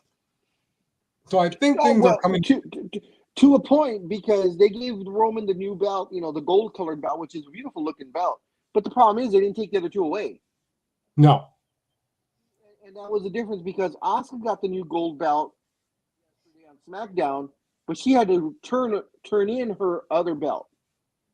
So why does she have to turn in her belt when Roman doesn't have to turn in his belts? Vince needs to be more consistent. And yes, NXT does suck. Yeah, because like I said, their pay-per-views are usually on par, and I went watching Battleground. They're doing this? What is this? What am I watching? I don't think I'm watching an NXT pay-per-view. They're on par with what? With AEW? Or on par with the main roster pay-per-views or what? No, just the product, the pay-per-view quality itself. Because I think it's like, I see what you're saying, but I think the quality's gone down ever since Triple H left. And, or Vince took over NXT. yeah. So I told Ryan Clark, if we're going to do this, we should show up. And if it was up to me, I would be like, okay, ring crew guys, you guys are wondering why the ring crew is in here. And because they're going to take all these crap out, we're bringing back the golden black brand, the original brand that it was. And we're not going to do all this other nonchalant stuff because it made no sense. I mean, normally people would be like, yeah, or clapping, but watching that pay-per-view, the people were just like, okay. And there was nothing exciting about Battleground. The actual WWE pay-per-view was probably better than Battleground itself. So, Do you think that maybe they didn't put on a good pay-per-view knowing they were going up against AEW in Double or Nothing? I mean, the AEW's WrestleMania. Do you think maybe they were just like, we'll throw it out there, and if we get a couple of people, then it's fine. Do you think maybe that was why it was so bad, or do you think it was just bad because it was bad? well, I know for years that Vince has always had this mentality of, let them worry about themselves. If they fail, they fail. That just gives me a chance to buy another company. Because Triple H has had the philosophy of us versus them. I mean, all the guys did the same thing when they were battling WCW, and Vince even said on the WCW Nitro DVD, "This is ours. We're going to take it over." And now they're just like, well, it's AEW, and now he has the philosophy, oh, it's just an indie company. Oh, another indie company. Whatever. But you're picking up the top talent from all these other people that eventually come from the independents. Especially when Seth Rollins, I'm sure that caught Vincent's eye. Hey, he can do a backflip off a fat guy in the crowd. Let's sign him. And so now this is why Triple H is like, well, yeah, we need to we do have too many titles. Let's just unify them. And if you saw SmackDown last night, you know what I'm talking about. Because Adam Pearce was like, if all of you want to have a massive tag team brawl, let's have a tag team gauntlet match then next week on SmackDown. And all the women involved with the ladder match for Money in the Bank, you're going to have your own match next week as well, too, to see who will qualify for Money in the Bank. Just go ahead and have at it. And I was like, yes, this is what led us to the Attitude Era in the first place. And they're slowly starting to get back to that. But that never happened. Too many sponsors now that they're too PG-13. That's why AEW is thriving the way it is, because there's chair shots, there's blood, there's cussing, there's sexiness and stuff. You will not get that anymore on WWE because of the big contracts that they've signed, and USA and Fox both don't want that on their TV shows. So Attitude Era is as great as it was. It's never going to make a comeback like that. That's why AEW is doing so well. That's why you have their world champion, MJF, talk about WWE and Vince McMahon on air. and Vince would never allow that to happen on Right. Raw or SmackDown. You know, if they were to mention AEW or Tony Khan, you would never hear Tony Khan's name on AEW. I mean, No. on WWE Right. or any of the references and stuff like that. You know, the AEW, they talk about Cody Rhodes all the time. Yeah, they do. They do. You would never hear any of those guys. You know, you'd never hear anybody on WWE talk about Adam Cole or you know, the Hardys. You know, any of those guys. And Vince has got to realize that, you know, WWE fans know AEW exists. And same thing with NXT. He needs to give it to someone who's going to care about the product like Triple H did, because he keeps thinking the same thing. Oh, they're just going up against that indie company. No, they're not an indie company. They're your rivals. No, they're never going to beat you guys. They because you guys have been around for too long. But they're legitimate rivals who bought Ring of Honor. Yeah. And Ring of Honor is a legitimate, you know, roots goes all the way back, you know, to the 50s, 40s, and 30s, you know, as a wrestling company. So even though he thinks, you know, they're a bunch of nobodies, he needs to realize that you know, a lot of these guys that were on WWE are now thriving on AEW. And only one guy has made the jump back or jumped from AEW to WWE, and that was Cody. And that was Cody's thinking from the very beginning. He wanted to make his way back to WWE to prove himself.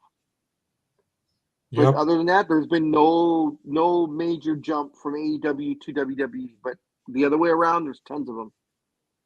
Oh yeah.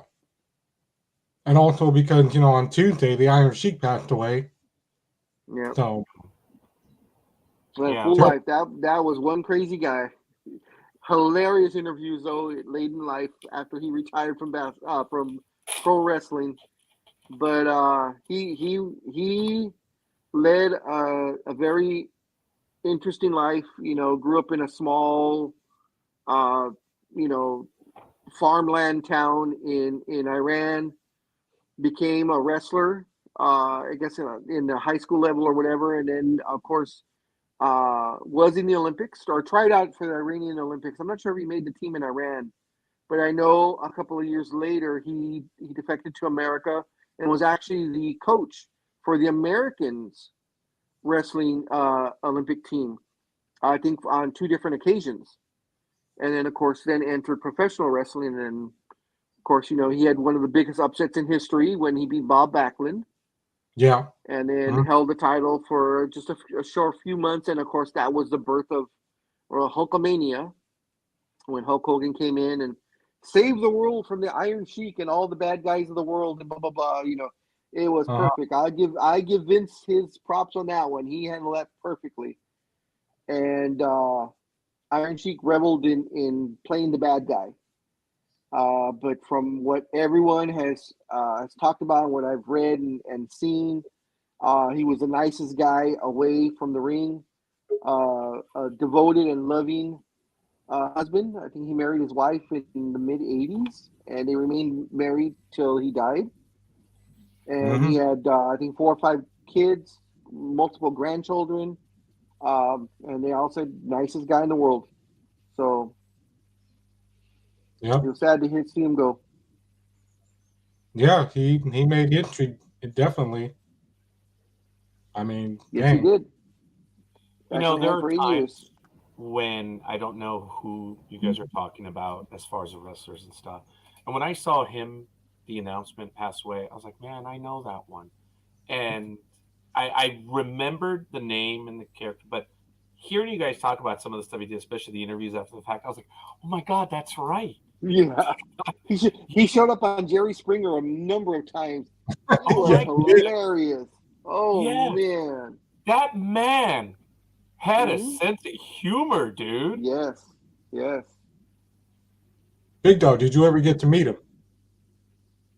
No, I never met Iron Sheik. Oh. I've met a few others, but no, I never met the Iron Sheik. He would have been interesting. Oh yeah. Yeah, Big Dog's met quite a few of them. He had, well, as have you, Speedy, so I shouldn't say Yeah. that. And then, of course, the other thing floating around was, well, why is Lacey Evans playing this Sergeant Slaughter role? And then everybody else said, well, you know, Sergeant Slaughter wasn't actually a sergeant in real life, right? So there's that back and forth banter. And I'm like, guys, calm down. Sergeant Slaughter is okay with Lacey Evans playing off his original gimmick that he had in the 80s. And everybody says, well, what about Ronda Rousey? I'm like, same thing. Roddy Piper gave her permission. Mm-hmm. That's the thing. If anybody out there that it happens to be listening to us that wants to get into professional wrestling, if you want to take someone's gimmick or use someone's gimmick or use someone's move, the old school way to do it is you ask permission from that wrestler and say, hey, is it okay if? You know, that's what Ronda Rousey did with Roddy Piper when she started wearing the leather jacket. And her logo was the Piper logo, but she asked Piper first. She asked for permission first, and that's the way to do it. You go to the wrestler and say, hey, may I use this? And usually, for the most part, most wrestlers are happy that someone wants to, keep that move alive or that gimmick alive. So most of the time, the wrestlers will say, yes, no problem, you have my blessing. So, and the same thing with like he was saying, with some of the Sergeant Slaughter. Lacey Evans, they don't know what to do with her. Her character has gone through, she's only been around for 4 or 5 years, maybe. Yeah, at least. And I think she's gone through at least that many character changes. They don't know what to do with that woman. They try to have her as a face, didn't work. No one liked her. They try to have her as a heel, and she doesn't come off with the right type of heel vibe. So they're booing her, but it's not the heat type of booing that you want. It's the booing like, we don't like you, we don't want you. Not like, oh, we hate you, yeah, the good guy's gonna beat you up, blah blah. That's the heat that you want when you're a heel. You don't want the boos that are actually boos where they don't like you and they don't want to even see you. And that's the boos that she's getting. So I feel sorry for her because she has talent. They just don't know what to do with her character. Yeah. And then Stevie Richards just got out of the hospital after a major health scare. I'm not sure what that's all about. I thought it was a kidney or a liver thing, but I'm not positive. Really? Oh, yeah. Wow. Dude, that's, in any case, that's serious. Damn. And a lot of that is attributed because I'm pretty sure he did steroids in the 90s and early 2000s, so that might be attributed to that. He didn't do the steroids to get big and bulky, but he did it to stay extremely lean. It still harms. Yeah, exactly. Yeah, I just saw the picture on the internet last night of him in the walker trying to leave the hospital, and he could barely hold on to that. It's like, what the hell happened? I don't know. So, but they going back to Battleground for a minute, every time they were talking about, what led up to this and what led up to that, they kept saying, all right, if you're on Peacock, only you get to see this, nobody else. It's an exclusive thing because we're all on Peacock watching this. But the stories leading up to the matches that happened at Battleground, we never saw them. My neighbors were all texting me, did you see the preview? How did we get here? I don't remember. I'm like, I didn't see anything either. So, I don't know what's going on. And then, last night Paul Heyman said, Jay, you're going to be the next tribal chief, so you need to make a choice if you're going to join the bloodline or not. And he just let Paul Heyman hang and didn't shake his hand, didn't do anything. And so Paul Heyman's like, well, fine. Roman Reigns will be here next week, and you're going to take a flight with us, whether you want to or not. and then Jay ends up accidentally kicking his brother, and then here comes Solo, and now they're all protecting each other because it has to do with Roman. And so everybody thinks that Rikishi's probably going to get involved and send one of his youngest sons that apparently nobody knows about, but we do. Right, Big Dog? There's a fourth? I didn't know there was a fourth. I thought it was just a 3. I don't know. That's what wrestling insiders are saying, and I mean, unless they do a fake person that's saying, or not a fake person, but a person saying, "Oh, this is my other son." But Solo and the Usos, I thought it was just the 3 of them. I mean, there could be a fourth. I don't know. I don't know Rikishi's how many kids Rikishi has. But back real quick to Stevie Richards, he had spinal problems, so he had a spinal surgery. From all his ECW days, probably. I'm gonna hop off, so I hope you guys have a lovely rest of your weekend and a great Saturday. Bye. Bye, Tanya. See you, Tanya. Take care. Is that a board cue? Oh, before you go, Tanya, real quick, how's the smoke? How's the smoke there? Because I know the fires have been from Canada. How are you guys doing over there? 100% better now. Our air quality is excellent. Before, it was terrifying. Yeah, absolutely. I saw it a couple of days ago. I don't know how you guys in California deal with it every year, but for 3 days, it hurt to breathe. Yeah. Like my allergies were insane. My throat was just, it felt like I swallowed shards of glass. Wow. It was absolutely horrible. And driving in that, because I had my mask on, even in the car, and it was still just way too much. Yeah. In the last maybe 20 years, we've had that at least twice, right, Big Dog? 2007. Oh, yeah. 2007 was, holy mother of God, that one was horrible. Oh, and then I remember that. Yeah, Southern California was on fire. 2007. There was actually only one way out. Remember? Yeah. You had to take that. People would be talking, going, "What do you mean? What part of Southern California? It doesn't matter. Take a pick.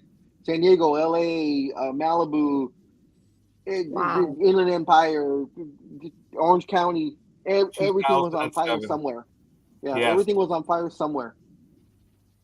And I remember commenting to people that there was only one way out of the basin, and that was from San Diego east over the 8. Otherwise, all the passes, everything were shut down due to the fires.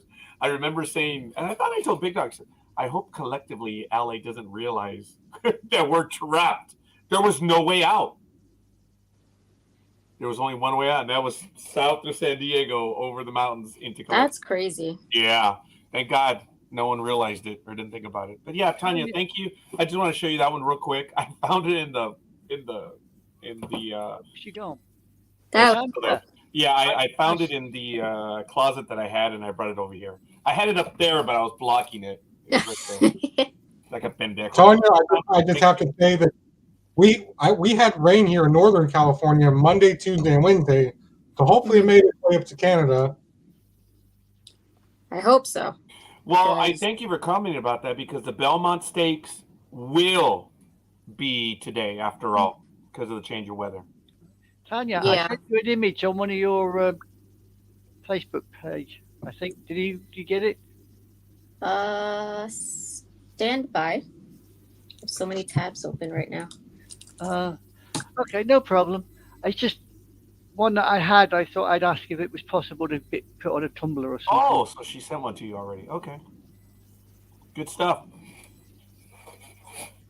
All right. Appreciate all the comments in the chat room. We still have some other stuff. Speedy may still have a little bit more, but I want to get to it, obviously. The question this week was, will the Belmont Stakes be canceled? Well, officially, within the last 2 to 3 hours, it was announced that the third leg of the Triple Crown will proceed. And it will be available on the internet. You can check it out, as well as several of the racing channels on cable, as well as through your app. So, go future dog food race. Ouch. Yep. That's bad. That is bad. So we shall see the third and final leg of the Triple Crown. So Obviously, he doesn't like horse racing. you'd be surprised. He goes for almost everything and anything. Now, there was another quick story I wanted to get. Oh, Big Dog, that story I sent you in the chat room. Did you even want to bother to comment about it? About the Alpha Max? About James Harden? Yeah. About James Harden? Yeah. I mean, an NBA exec was talking crap. Yeah, someone out there will give him probably a max contract, one last one, or close to it, because of what he can do. And we saw it in the playoffs when Embiid was injured. Harden went off. Harden went, what was it, 45 and 48 points back to back. So he can get it done. And he explained that, saying now that he's with Philadelphia, he doesn't have the burden of having to be the main scorer. And I think he revels in that, where he can turn it on whenever he wants. Bye, Tanya. He can turn it on whenever he wants. So, because he's declined in the last couple of years because of injuries and other things, and the new rule changes because they changed. That's another one. They changed the rules because of James Harden on that swing through. But I mean, the usual, anonymous, GM, which to me means it was probably the janitor that overheard something, but he's at a different point now in his mentality. I think he's relying himself to the fact that he may not get a championship, and he's made more than enough money, so he's there just to play as long as there's good strip joints in the area, because that's what he's known for. I mean, after every game, whether it's a win or a loss, he's at the strip joint dropping $10,000, $20,000 every single time. So,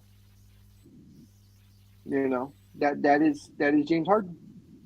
He's mid-30s, 18. I'll give him max deal, deserves the inevitable pain. If they give him a max deal, yeah, wow. But thank you, Big Dog. Appreciate that commentary on that. There's a stupid waste of time article, and of course, Scorekeeper is going to choose to go down that road because he has nothing better to do.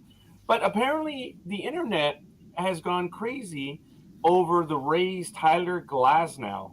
He looks exactly like the actor Cillian Murphy. And folks, this is like the blue and gold dress that was, or black and gold. And you were stupid back then, and you're stupid back now. That's incorrect English, but whatever. They don't look alike. They have a resemblance. But even then, they do not look alike. You cannot mistake them.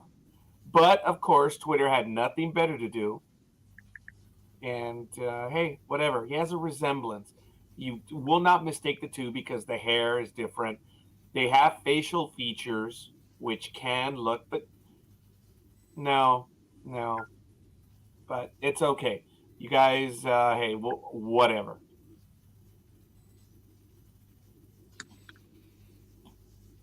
Waste of time. What else? Like I said. Yeah, he's an excellent pitcher, but he's not Mr. Murphy, but that's okay.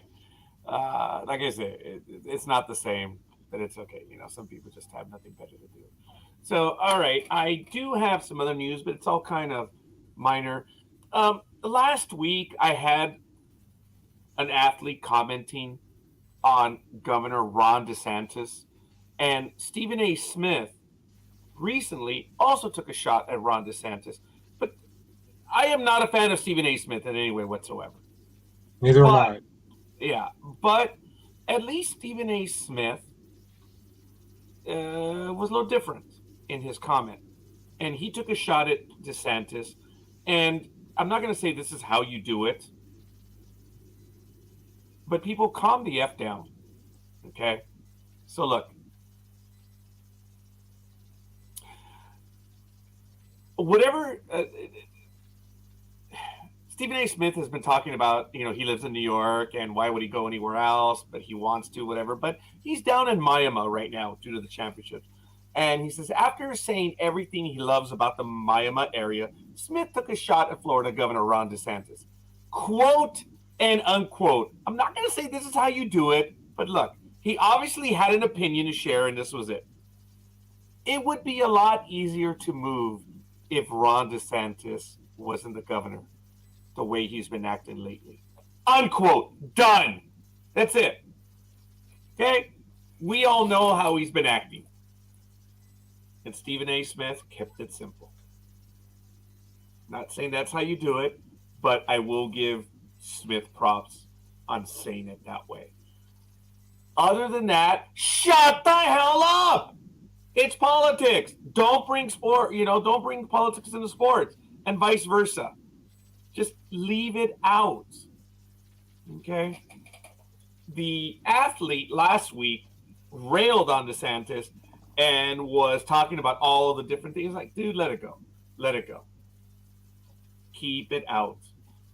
So that's why people watch sports, to avoid politics. But anyway, that was just a simple comment that I'm going to have. Neil Everett, sports anchor on ESPN, is leaving due to company cutbacks. Apparently, they asked him to take a pay cut. And Neil Everett said, no. Neil, way to go, dude. Way to go. You know where you are, and your ability, your confidence, and everything you've done. I'm glad that you have the wherewithal to say I'm not going to take a pay cut, and is leaving. That's nervy, buddy. Yeah. You know his worth. Yeah, that's nervy. Good for you. So, all right, Anime Girl. Thank you. I know. Yeah, the stuff you lose when you leave, you come back, you lose all the commentary in the chat room. Yeah, sorry. Yeah, it disappeared. Sorry. Do you have any comments for us, Rainer, or any of the stories you want to get to? Not at this precise moment. Right. No. Big Dog left us for a moment, and we'll see. Guardians minor leaguer lefty Jaime Arias was suspended for 80 games for a positive drug test. Cleveland Guardians left-hander Jamie Arias was suspended on Friday by Major League Baseball following a positive test for a performance-enhancing drug under the minor league drug program. The 21-year-old tested positive for GW1516, a substance that modifies how a body metabolizes fat, the commissioner's office said. And it's interesting because I guess he's taking the wrong steroid because his ERA is very fat. But you're taking the wrong steroid, pal. Arias is 1-2 with a 6.05 ERA and 6 starts and 6 relief appearances. Taking the wrong one, dude. And so far, 9 players have been disciplined under the minor league program this year. I'm sorry that they feel that they have to cheat, but it looks like the program is working. 80 days, dude. That's a lot. You reckon? Yeah. 80 days. Yeah, that's half the season, man. Wow. And in motorsports news, I do have that 3-time X Games BMX medalist Pat Casey was killed in a motocross accident in San Diego. And this was reported yesterday at MSN. 29-year-old BMX star Pat Casey died on Thursday, where he was involved in an accident at a motocross park in Ramona, California. Ooh. According to San Diego County Medical Examiner. While riding on a dirt bike at the Sleigh Ground Motocross Park, Casey lost control of his bike and ended up being thrown from it. We were shocked and saddened to hear of Parrot's tragic and timely death yesterday and offer our deepest condolences to our family, friends, and fans around the world. According to CBS 8, Casey was found without a pulse and needing CPR when rescue personnel arrived on the scene. First responders attempted to resuscitate Casey for 55 minutes, and he was pronounced dead at the scene. The San Diego Sheriff's Department says that Casey's bike ended up landing on top of him when he lost control of it. Casey. Roger. Yes. Big Dog wants to talk. I'm sorry. I was looking at the article. Sorry, Big Dog. Oh, no problem. I'm back on to the previous thing because I was hearing everything. The AAA player that got suspended, was that 80 days or 80 games? 80 games. Ah, okay. And the second thing is, if I was the rest of the AAA league, I would have said, no, don't suspend him. He sucks right now. Keep him in the game. ERA of 6 point whatever. What the hell are you suspending him for? It's obviously not doing good. Very good. It's obviously not doing. Yeah. Let him keep taking those damn steroids. Whatever he's taking, it's not working. So keep him in the game. Yeah, that might be it. That's funny, Big Dog. I didn't think about that. That's pretty good. I like that. Yeah, only Big Dog could come up with that one. Well, it's like if a hitter's getting caught with steroids, but he's only batting like a $170, you don't suspend him. You keep him in there. Let the pitchers keep feasting on him. Yeah, suspend somebody else that is doing well. Yeah. Okay.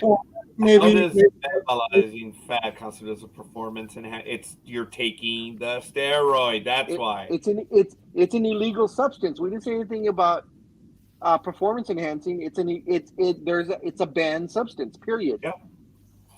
There's painkillers you can't take. It doesn't enhance your abilities, but it's still on the list. Yeah, it's not like, I guess they're taking a page out of Major League Baseball's playbook and going, you've got rosin. No, you're out of here. Oh, don't start that again, Speedy, Yeah, for Christ's sake. That's Roger's pet hate at the moment, rosin. You're yeah. to get out of here. So, like Big Dog said, don't take him out. Leave him in. Roger's contemplating. Okay, look, coffee. Here we go again. That's the argument that other people have. I have never said steroids makes you better at anything. Quote unquote, Mark McGuire. He said he took steroids to be able to continue playing. Quote unquote. He said, I grew tired of having my teammates, oh, you're hurt again, you can't play, oh, you're hurt again. Why did he take steroids? Because he was always hurt. He himself stated it. I have gone with that forever. Never have I said steroids makes you better. Other people do, and that's fine. But that's other people. I'm not one of the Van Gundys of the world. So you guys can all go to hell. That's an internal joke, but that's okay. All right.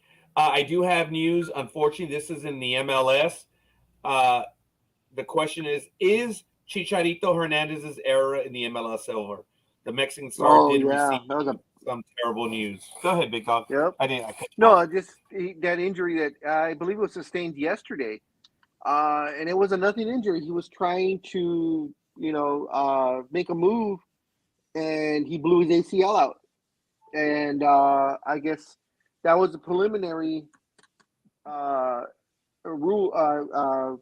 What was said about him.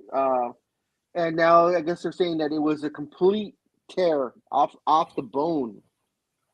Yeah, that's crazy. Right here, they're saying he suffered a torn anterior cruciate ligament, the ACL, in his right knee. Yes, sir. Yeah, he's expected to miss the remainder of the season. Since he needs surgery and the recovery would take at least 6 months, this would not only end the season, but it could also mean the end of his tenure at Galaxy. The 35-year-old is out of contract at the end of the year, and it's uncertain whether the club intends to re-sign him. Needless to say, this is not the ending anyone would have wanted. Only time will tell whether the Mexican gets another chance in LA. It's a shame. It may be done, and it sucks. Yes, the way you go out. You want to go out on your terms, even though the player is always, they say, the last one to know. So I don't know. There are some players that know. I was about to say, very, very few players were adept enough to realize my time is up. Time to leave. We did talk about this on Friday. Embarrassment. Yeah? Yeah, we did. We talked about this on Friday. So, Miami, sorry. So, I apologize. To be fair, after his rookie year, McGuire was a terrible baseball player, hurt or healthy. It made no difference. Okay. All right. Do you guys have any other stories? We're down to 15 minutes otherwise. Well, I do Just real have quick on an answer back. Just real quick, Speedy. Hold that, On Speedy. an answer back to about McGuire being terrible. That may be true in your opinion, but he and Sammy Sosa saved baseball. No doubt about it. When they came back from the strike, no one even wanted to watch baseball. And I know you say you hate baseball, but that's just a fact. That home run derby had everybody enthralled, fan or not. Everybody was watching to see when these guys came to bat for that one season. So whether or not he sucked, that may be true. But that one season, he's one of the two people that saved baseball. 1998. Yep. Go, Speedy. Sorry. All right, no problem. Yeah, I just have one thing, and that is the lineup for today's games, along with, the football thing going on too. Very soon, the Diamondbacks will play the Tigers. The Marlins will take on the White Sox. The Reds will play the Cardinals. The Twins will play the Blue Jays. Ooh, you're fired, Speedy. I heard what you said. Padres will take on the Rockies. And then in the afternoon, it's going to be the Royals against the Orioles, the Dodgers versus the Phillies, the Mets versus the Pirates, and the slow-dying A's are taking on the Brewers. And the Rangers are taking on the Rays. They got the two R teams. The Nationals are taking on the Braves. The Astros are taking the Guardians. The White Sox are playing the Yankees. The Cubs are playing my Giants. The Giants.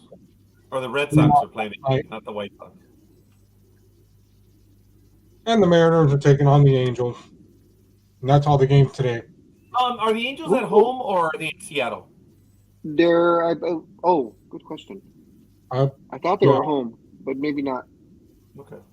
Damn it! I missed being able to go to the game right. They were home yesterday. I'm not sure about today. I'll check right now. Who is Scorekeeper's second favorite team playing? I didn't hear the Reds. Yeah, it says Mariners at the Angels, so I guess that means they're down. Oh, you know what? They are at home because they're doing Christmas in June. Yeah. That's this weekend.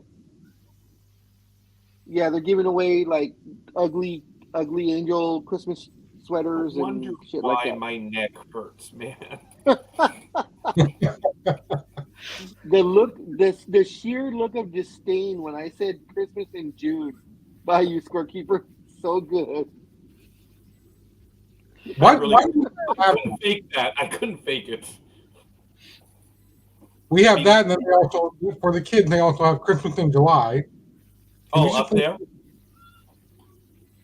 Then leave Christmas alone in December, okay? I don't need it twice a year. Yeah. You know what, Speedy? I think both you, Big Dog, and I have that. We're retail guys. And Anime Girl. We're like, you guys have to calm the F down, man. What? It's December, people, which bleeds into January. Now, I was thinking right now when you guys were talking, I'm sorry, way off base, but when Tanya said that she dressed up for Halloween as Smurfette, I wanted to ask, so did you have blue face on? You should have. I did. I said, you look cute. Did you look cute in blue? You did, and I think that's where I got that from. And I want to say, were people offended because you had blue face? But I'm like, I don't know. She might have. She might have put the attack dogs on me. I'm like, no. I'm not. But I was tempted. Yeah, over here, I mean, it gets ridiculous. I mean, you have Valentine's Day creeps into Easter, that creeps into something else, and you're doing Halloween in mid-August, which then creeps into Christmas. Oh my God! October, and you think, what? So you have that too, Anime Girl? I remember the time. It was like September. Big Dog and I had gone out to go have a meal somewhere, and then we stopped at a retail store to get something, and both he and I lost our shit because they had the Halloween stuff in September, right, Big Dog? Oh yeah. And then we've all seen Thanksgiving stuff before Halloween. Uh-huh. Yeah. They, oh, come on, man. Come on. I mean, I walked into a shop. I think it was must have been late October last year. I walked into this shop. I thought I'll just nip in here, grab a cold kind of drink. Get bloody Christmas carols on in October, and I'm thinking, Yeah, I don't get that. did I time That should be travel or November. something? That should be November 1st. Oh no way over here. Christ, they get away with it 24/7 if they could. Okay. Can't get it. Well, I'm it's- gonna- Back to the Angels. Yesterday was ugly T-shirt night, ugly Christmas T-shirt night. Tonight is Christmas slippers. Okay. They got a thing about Christmas or what? Okay, folks, they do. Now check this out. I'm taking a super cheap shot at Tanya, but this is a beautiful image of Tanya. It's on her Facebook page. Check it out. I saw this. This was awesome. She is awesome right here. She's at Disneyland. She's got the 2 lightsabers. All I can There say you is go. that she was intimidating, but now that she's 4'11", I'm like, oh shit, she's gonna hit my kneecaps. Thank you, Roger. All I gotta do is hold my lightsaber down a little bit. Yeah. It's like, it's funny. But that is a beautiful image of her on Facebook being at Disneyland. It's really cool. And for those, and I don't want to overdo it, but if you were able to notice, the T-shirt she was wearing was a Mandalorian one, which was really cool. So, but that's I don't have any cool images like that except me sitting on a bench at Land's End. That's about the only one I've got. The closest one I have is when I made use of his daughter's lightsaber at the time when we were helping him move a few items. And Kathy's lightsaber was, you're there. I did the Obi-Wan stance with the lightsaber, but I had to be careful because it was not my lightsaber. It was his daughter's lightsaber. So I'm sure she's like... I do have one picture of me in a Star Trek Next Generation uniform somewhere on my Facebook good page. God, woman. Let's have it. I can't put it on. You'd have to go into my Facebook page to find it. But it is somewhere out there. Hey, Big Dog, I'm in Yankee and Laker colors today. So I have that Lakers T-shirt that I was given. So. Let's have a look. Oh yeah, there it is. Thank you, Big Dog. That's the one. That was his daughter's lightsaber, and I had to be so careful with it because she was not there. It was unfair. I was playing with her toy, but I just took that one picture. That was it. It was really cool. That's cool. That's cool. Yeah. It's really neat. Big Dog didn't say anything. He was like, dude, it's my daughter's lightsaber. I'm like, I will. I'll be very, very careful. And it was cool. That took like 10, 15 seconds. Otherwise, you break it, you buy it, right? Actually, you buy. Yeah. New one. Nope, didn't want to do that. Yeah. And of course, me being the jerk that I am. What a shot. Anybody ever wonder how pumpkin pies are made? Oh yeah, I see that one. That's very good. Yeah. Oh damn it, Anime Girl's not here. Damn it.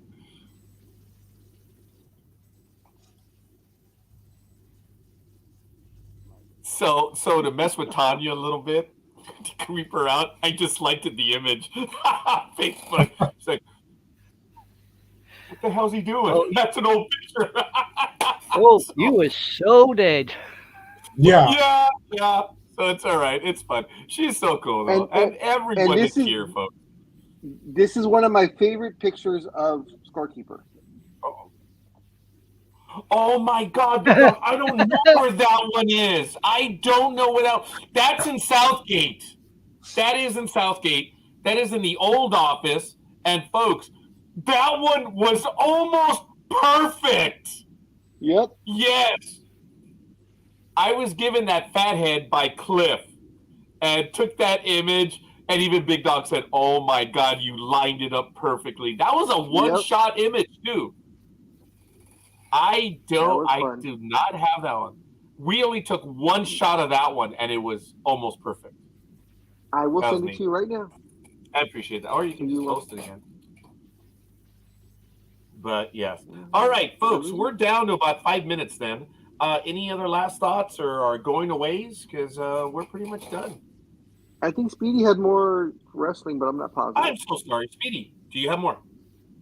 No, that's about it. Except there is one more thing. Let's get rid of this and just use my. You can put my picture up. Okay, well, you can do that. You can upload the image, pal. Okay, I will like do that. Anime Girl did. That's just the regular image that we have, and you think that's funny. Sometimes we forget to change the image when we're logged in, and we'll do Trekking Across the Universe, and it shows up Sports Talk with the Guys. We're like, oops. So, I try to pay attention to that. So check it out. So, all right. Upload your image, Speedy. Send me one. I will do that. Send me your 4th grade picture. Or no, wait, no, it was your 7th grade picture, right? Somewhere in there. The reason why we razz Speedy for the longest time is because he had a picture when he was either it was in middle school, or I think it was his high school picture, and he had a picture as his profile on Facebook, and it was also on Blog Talk Radio. So that's the only reason why we screwed with Speedy for so long, because he had a youthful picture. Because he was Speedy. You're 40 now, right, Speedy? Yeah. Dude, we met you when you were in your 20s. Mm-hmm. Dude, you did not look like you were 20 even back then.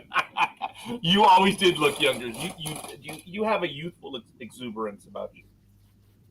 And then when you guys would come on to my show, you would be like, you know what time it is, dude? We need to have a parent from and it's way past your bedtime. I was like, Roger, shut up with that. Was it me? I thought it was Big Dog, because I took the first and only shot, and then everyone else rode your ass. Yeah, everybody no. Big Dog. My thing was the Barney song. Yeah, so every week I came up with a new version of the Barney song. That's when we were on Blog Talk. But it was everyone else would say something or whatever, and it was hilarious because when it started it at the very end, it was just a funny damn cheap shot. Big Dog and I just died laughing because we had a great program. Speedy was on with us, and at the very end, I said, "And I want to thank Speedy's mom for letting him play with us in the morning." And I cut the program, and Speedy was like, "Yeah!" And you could hear it cut off. Oh my God! And it just gone. It's because I said I want. And most of all, I want to thank Speedy's mom for letting him come play with us. I tried to send my commander's picture to you, but it seems to have got lost in the ether. So sorry. Well, hopefully we'll find it very soon. So I was on Thursday night, so go figure. And there is just one more thing about we need to eradicate the whole Christmas in June and July off, because in 2007. I still remember that night like it was yesterday, because I was like, night crew, can I see you all up front, please? And they were like, okay, what's this about? I'm like, you got to split this, this, and this. Christmas, Thanksgiving, and New Year's. And they went, you're pulling our leg. I'm like, well, that's what we're doing. And one of the guys just had to laugh out loud, like, Billy the Kid or something like that. And I was like, oh, you think I'm playing? I went upstairs and got a copy of the email from corporate, laid it out, and they were like, when is this supposed to be done by? I'm like, Richard needs it by the morning, so I'll be back to help you guys in the morning. They were like, one night? And they're all standing there. I'm like, yeah, you better get started. Let's go. Good night. They had to do that crap in a whole 24 hours. Could you imagine? Doing Christmas, Thanksgiving, and New Year's. 3 separate aisles in one night before the big boss comes in.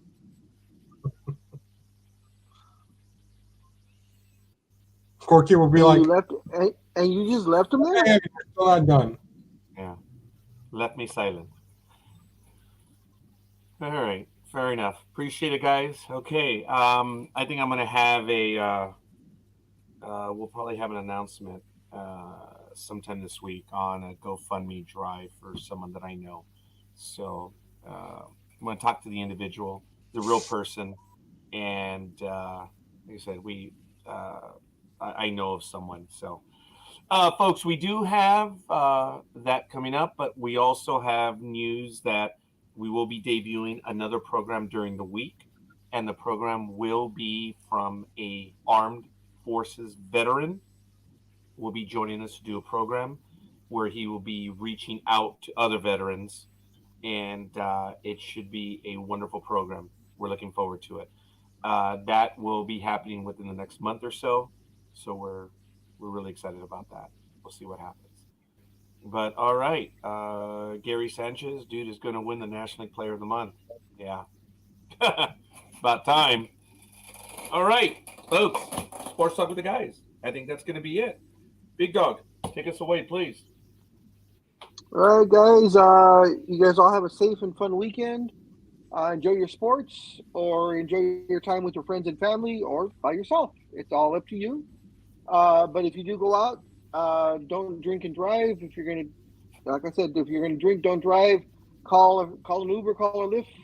If you're in Southern California, call Roger. He will come get you on his Lyft, and a Lyft, not for free.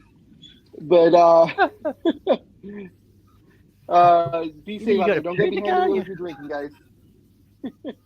Well, you can order them. You can order it also, Anime Girl, but it'll take them a while to get there. But anyway, Yeah. guys, have a great weekend. All right. Take care. Adios, amigos.